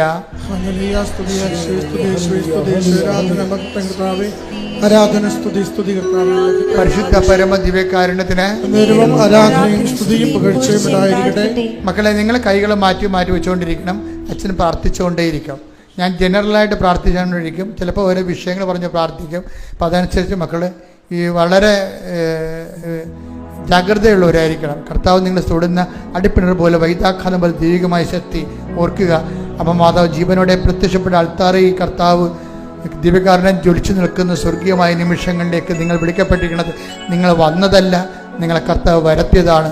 അതുകൊണ്ട് തന്നെ ദൈവത്തിൻ്റെ കൃപയിലാണ് നിങ്ങൾ. ശ്രദ്ധിക്കട്ടെ. ഹല്ലേലൂയ. എൻ്റെ കർത്താവിൻ്റെ ഉന്നതമായ നാമത്തിൽ, സഭയുടെ അധികാരത്തിൽ, കുരിശിൻ്റെ അടയാളത്തിൽ, ദൈവത്തിൻ്റെ ശക്തിയാൽ ഞാൻ അങ്ങയുടെ മക്കൾക്ക് വേണ്ടി പ്രാർത്ഥിക്കുന്നു. കർത്താവിൻ്റെ തിരുമുറപാർന്ന് വലതുകരം അങ്ങയുടെ മക്കളുടെ ശിരസിൽ വെക്കണേ പ്രാർത്ഥിക്കുന്നു. അനുഗ്രഹത്തിൻ്റെ അത്ഭുതകരം അങ്ങയുടെ മക്കളുടെ ശിരസിൽ വെക്കണേ പ്രാർത്ഥിക്കുന്നു. കർത്താവ് ശിരസിൽ വെക്കണമേ. കർത്താവ് ശിരസിന് ബ്ലോക്കുള്ളവരെ, ശിരസിൽ ക്യാൻസർ ഉള്ളവരെ ഇപ്പോൾ കർത്താവ് നീ സ്പർശിക്കണമെന്ന് പ്രാർത്ഥിക്കുന്നു. കർത്താവ് ദൈവത്തിൻ്റെ കണ്ണ് സ്പർശിക്കട്ടെ. ദൈവത്തിൻ്റെ ശക്തിയിലേക്ക് അടിപ്പിണർ പോലെ വൈദാക്കാലം പോലെ ദൈവികമായ ശക്തിയിലേക്ക് ഒഴുകട്ടെ. കർത്താവേ, ഈ നിമിഷം സ്പർശിക്കണേ കർത്താവേ. ഉദര രോഗികളെ സ്പർശിക്കണമേ കർത്താവേ. ഉദര രോഗികൾ, ഉദരത്തിൽ പുണ്ണുള്ളവർ കർത്താവേ. അൾസർ രോഗികളെ സ്പർശിക്കണേ കർത്താവേ. അൾസർ രോഗികളെ സ്പർശിക്കണേ കർത്താവേ. RSS രോഗികളെ സ്പർശിക്കണമേ കർത്താവേ. നടുവേദനക്കാരെ സ്പർശിക്കണമേ കർത്താവേ. കുടലിപ്പ് കുരുക്കുള്ളവരെ സ്പർശിക്കണേ കർത്താവേ. കോളം രോഗികളെ സ്പർശിക്കണേ കർത്താവേ. ഈശോ എല്ലാ മക്കളെയും നിന്റെ ദൈവികമായ ശക്തി കൊടുക്കട്ടെ കർത്താവേ. കരരോഗികളെ സ്പർശിക്കണമേ. ഉദര രോഗികളെ സ്പർശിക്കണമേ. ഹൃദയ രോഗികളെ സ്പർശിക്കണമേ. തൈറോയ്ഡ് രോഗികളെ സ്പർശിക്കണമേ. യേശുവിന്റെ നാമത്തിൽ അപ്പാ അങ്ങേപ്പുത്രൻ യേശു ക്രിസ്തുവിന്റെ നാമത്തില് അപ്പാ കൈകൾ വന്നിട്ടുള്ളവേ, അങ്ങേപ്പുത്രൻ യേശു ക്രിസ്തു നാമത്തില് അടയാളം സംഭവിക്കട്ടെ. അപ്പാ സ്വർഗീയപ്പാ, അങ്ങേപ്പുത്രനായ യേശു ക്രിസ്തു നാമത്തില് നടുവേദനകള്, കിഡ്നി രോഗങ്ങള്, ഹൃദയ രോഗങ്ങള്, മക്കളില്ലാത്തവര്, വിവാഹമൊത്തു വരാത്തവര്, ജോലിയില്ലാത്തവര്, സാമ്പത്തിക തകർച്ചയുള്ളവര്, മക്കളെ കുറിച്ച് വേദന അനുഭവിക്കുന്നവര്, കേസാക്കപ്പെട്ടിരിക്കുന്നവര്, ജയിലായിരിക്കുന്നവര്, തടസ്സങ്ങളുള്ളവര്, സമാധാനമില്ലാത്തവര്, യേശുവിന്റെ ഉന്നതമായ നാമത്തിൽ സഭയുടെ അധികാരത്തിൽ പുരുഷന്റെ അടയാളത്തിൽ ജീവിത ദുരിതങ്ങള്, ജീവിത തടസ്സങ്ങള്, എല്ലാ ജീവിത ദുരിതങ്ങള് യേശുവിന്റെ നാമത്തിൽ മാറിപ്പോകട്ടെ. ശ്രദ്ധിക്കട്ടെ.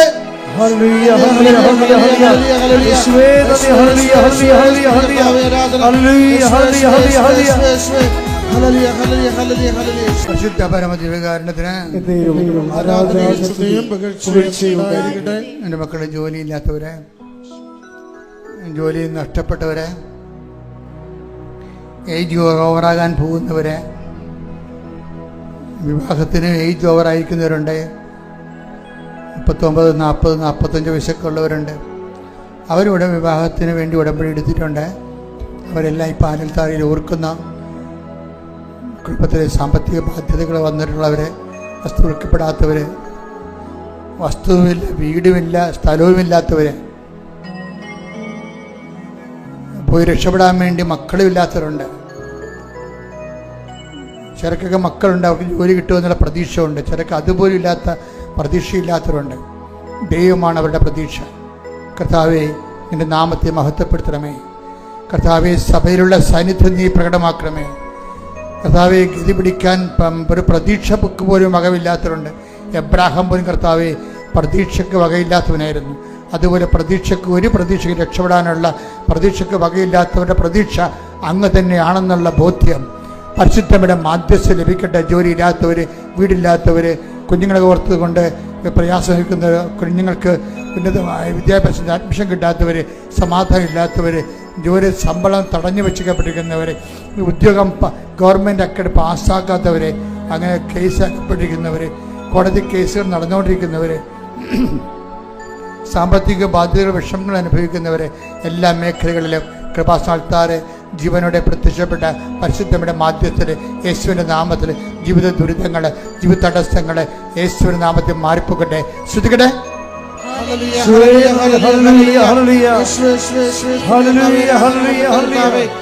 സമാപന ആശീർവാദം സ്വീകരിക്കാം.